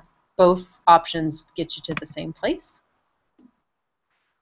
On the review tab, there's basically 2 things that you can do, and as administrator there's a third thing. You can lock items here. But you can shuffle all of your items. So this little icon up here lets you shuffle. And what shuffle means is, let's say you were selecting multiple choice questions. And you'll notice this one has that correct answer is D and the correct answer is B. Let's say hypothetically, though, all correct answers were A. So it would be A, all the way down your test. If you're worried about that, like, oh my gosh, I've got to shuffle those answers up, you can shuffle the individual item so that this is now not going to be the correct answer D, but some other letter. Or if I shuffled all the way at the top, it would shuffle the entire test and all the little answer choices within each item. So that's what shuffle does for you. The other thing you can do on the review tab is change the order. So very common things that teachers do is they're adding items. Wow, I do not want an essay to be the very first question because my poor kids are going to give up. So I'm going to make question 1, I'm just going to type in a 4, and it's going to move it down. And notice, it didn't let me turn that question into question number 4 because this passage only has 3 items. So it's keeping the questions together for a passage. So it just ignored my suggestion of 4 and made it a 3 instead. But it still moved it to where I wanted it to be. So that's what the review tab does, shuffle and move items around. Yeah, go ahead. So I can shuffle the answer options, but yes. I can also shuffle the order of questions? Yes. Yes. So shuffle means options in the answer choices, and then you also can change the order. But the shuffle doesn't change the order.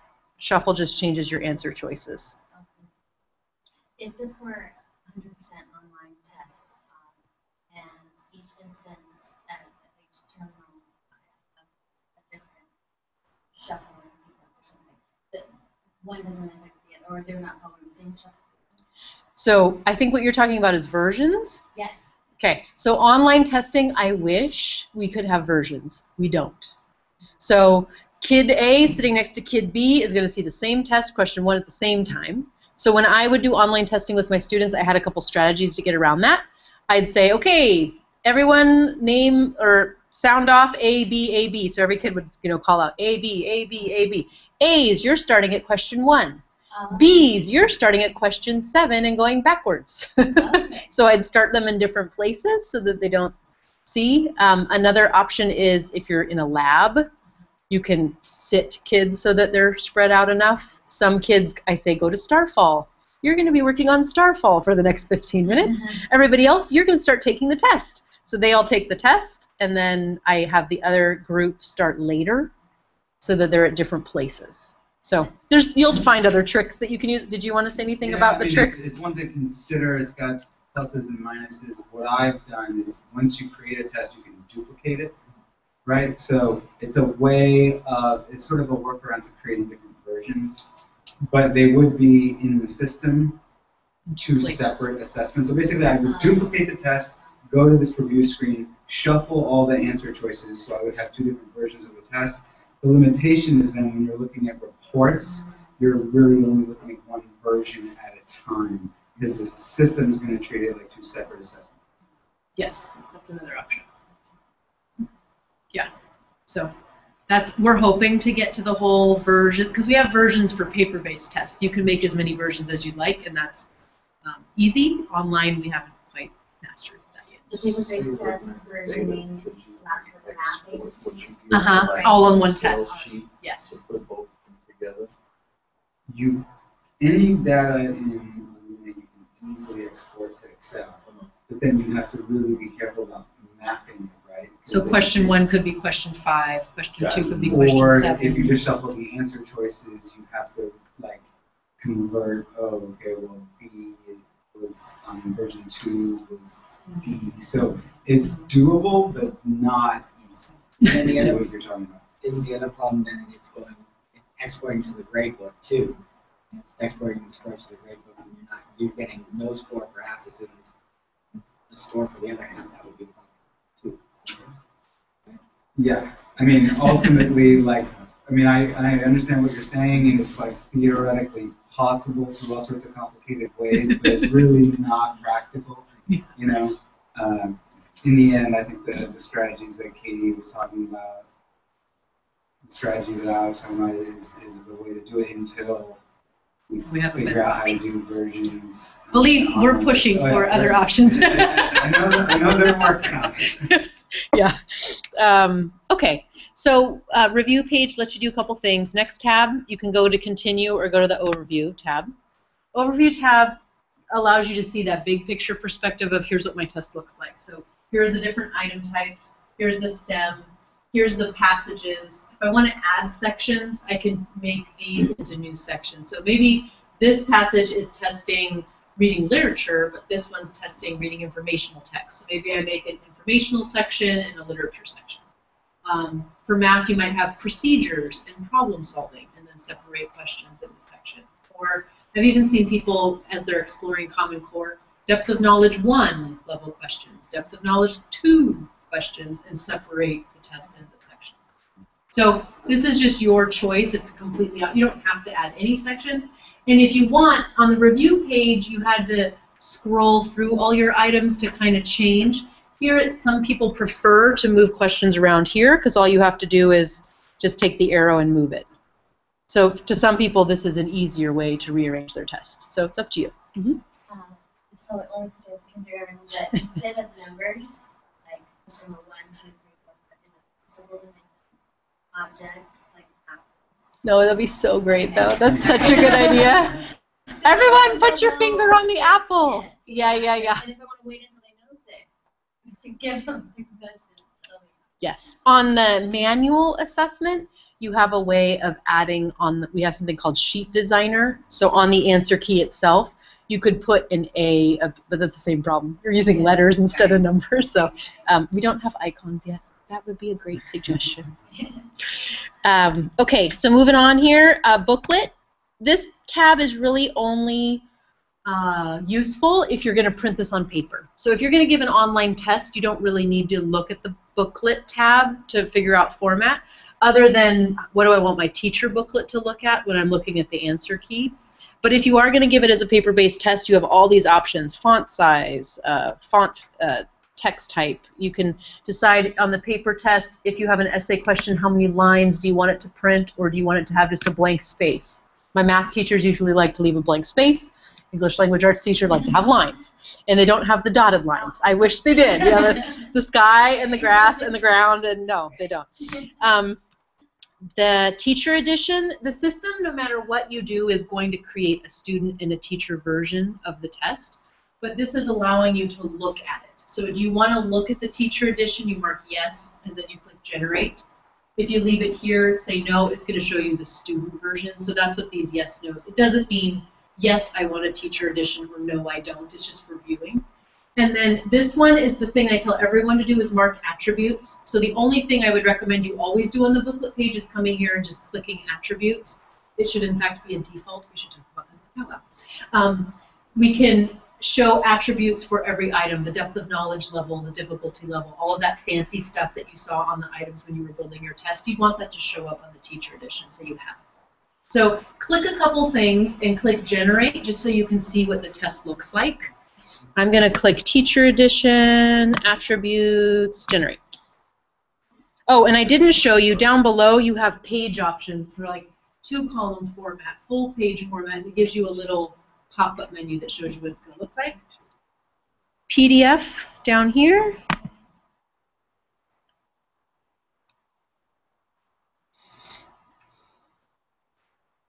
So here's what my test looks like. Here's the passage. Here are the items. Oh, yikes. So as a first grade teacher, I'd say, no way too busy, I want a new format. But as an intermediate teacher, you might love this format. It might look just perfect to you. So it's completely up to your own aesthetics. You'll notice on the teacher edition, this is what I meant by attributes. it tells you the language, response level, difficulty, depth of knowledge, and then rationale. This is all the rationale stuff. So it tells you why they chose the wrong answers, which is really helpful when you're going back and reteaching. Like, okay, well, the correct answer was D, but they might have chose A because they misunderstood the time of year that the poem was set in. Oh, okay, well, I can reteach that. That's easy. So that it gives a nice little tip for you. So that's that. Do you guys have any questions? Were you able to generate one? Yeah. When I went to book it, mine already says that the assessment contains content formatted for web only. I'm glad you noticed that. Good. So at the top, if you have a big red banner, the system is telling you what type of items you've selected. You can ignore that message except for selectable text. So if you have anything over here on the right that says ST, that's the only item, you guys can correct me if I'm wrong, the only item that doesn't work on paper is our selectable text items. Everything else, even though they might be intended for online testing, like selectable drop-down, constructed response, we're intending that they're typing, we still make a paper version of it that will work. Selectable text is the only item that no matter what we do, we can't make it work, because what that means is, here's a paragraph, select the verbs. Well, on the computer side of that, the only way to make that in paper form is to give you every single word in that paragraph as an option. So if you printed that as a paper item, you'd get like A through Z in all the different words from a passage. So that's why selectable text doesn't work on paper. So the red message is going to come up telling you, you picked media only or online only items. You can generally ignore it except for selectable text. There you go. Some other ones. Did I forget one? Like if you embed video or audio into a question, it's not going to work. Right. Unless you showed the whole class the video at once and then said, okay, everybody do number 5. So you can embed video? You Or can. audio? Yes. So for K1, I used to record myself reading the question and the answer choices, and I would show a little screen steps version of me going through the options. A says cat, B says dog, C says goat. And they click on the button. Yes. Yeah.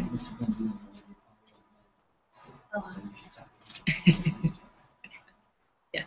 Okay, so booklet makes sense, at least what you can do on this page.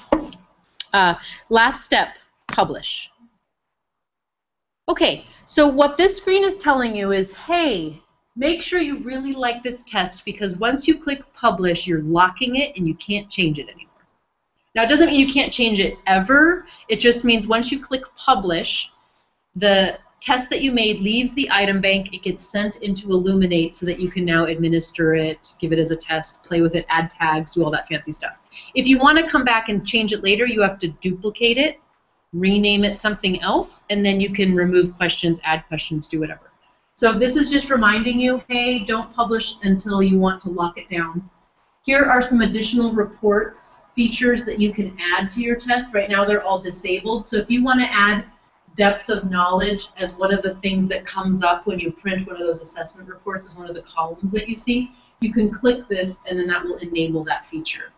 If you don't know if you want it or not, you can just leave this disabled, click publish, and when it goes into Illuminate, you can decide to add those ideas later. So it's up to you. I generally, because I'm learning about Common Core, I just want to see depth of knowledge because I'm learning about what that means and what a level 2 means versus a 3, so that's usually a default for me. SBAC claims and targets, this is all the fancy stuff that we're going to get from SBAC when we finally do get real reports. They're going to give us reports on the claims, like they used to give us clusters with CST. Okay, so I'm going to enable depth of knowledge because that's just me. The SBAC, they're supposed to give us formative assessments, correct? Yes. Is that supposed to? I know it's supposed to, but it's supposed to happen soon. If I'm not mistaken. Is that going to be something that we can import into here, or? We're hoping, but since we haven't seen it, we don't. Yeah, okay. We have people in our little Illuminate clan. It's kind of a cult. You just know you've kind of joined a cult. And there's different district people that are on those SBAC committees. So they've been telling us, like, the inside scoop. So the last time I heard the inside scoop was, they said summer is when the formatives would be ready. They're not. And then we've heard fall.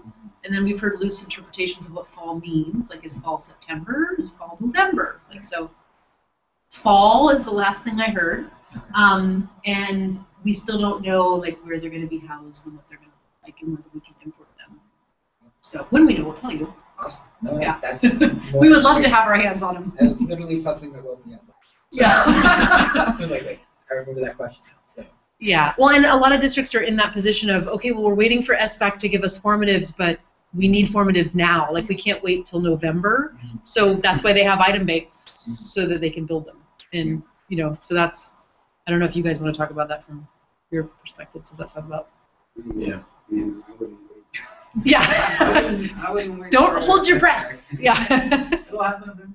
Yeah, of course. Yeah, and we jumped ahead to online assessment for on maxing out the system as far as the capabilities of item types. And this is still not exactly looking like SBAC, but it's pretty close.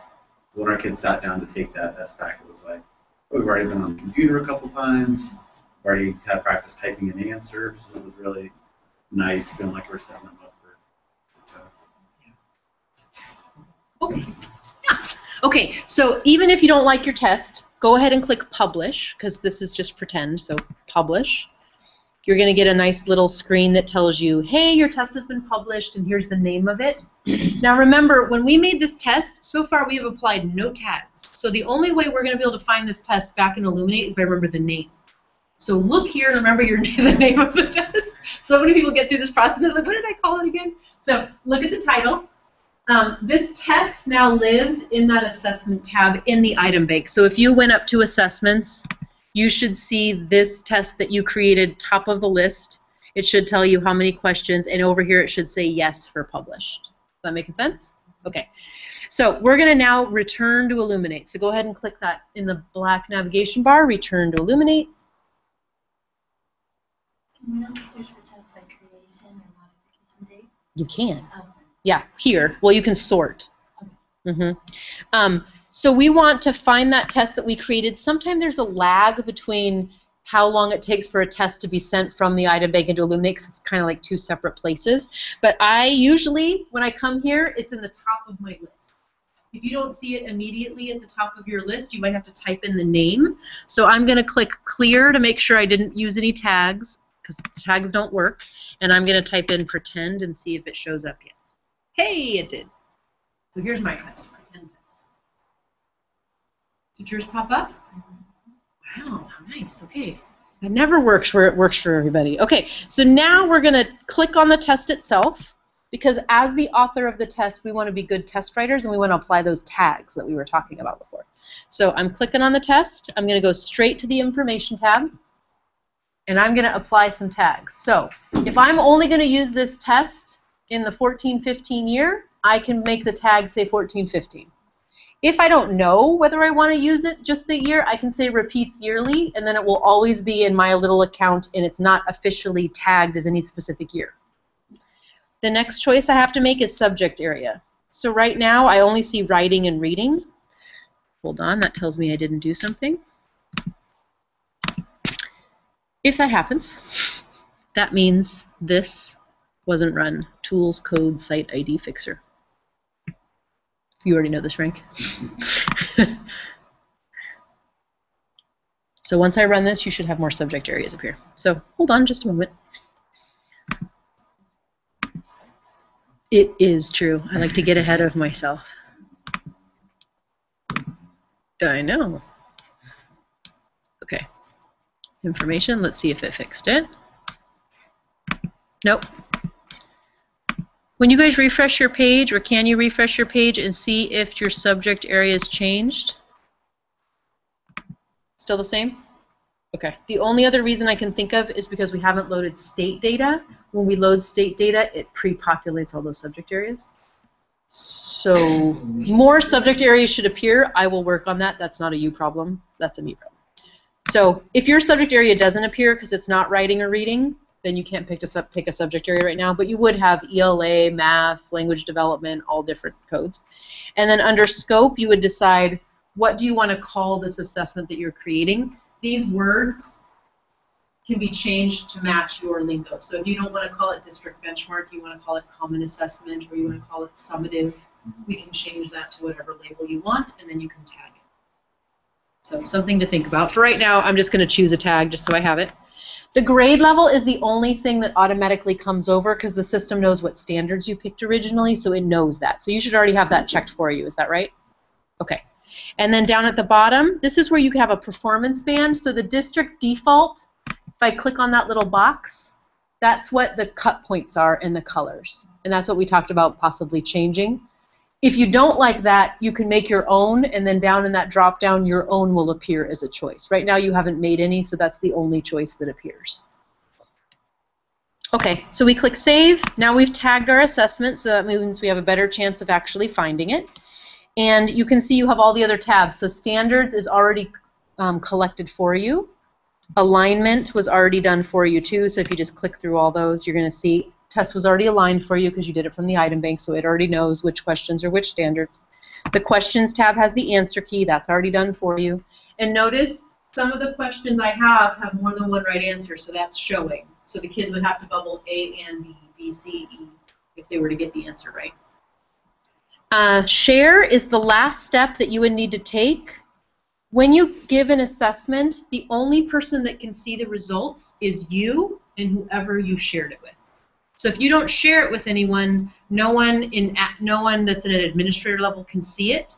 So you want to have a conversation about which tests that a teacher makes are mine. I'm just using it for my own teacher judgment, whatever. Which tests need to be accessible to admin, to show board, to show whoever, to have conversations.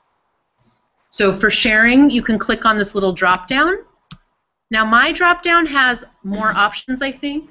I think your drop down should only show you this part. The site role, is that right? So what this means is, as an admin, I can share to any site across my organization. As a teacher, I'm only allowed to share within the site I'm affiliated to. If you want to change that, we can open it up. If you want to leave it restricted, the way that it is. If you want to share with somebody that doesn't belong to your site, you can choose user.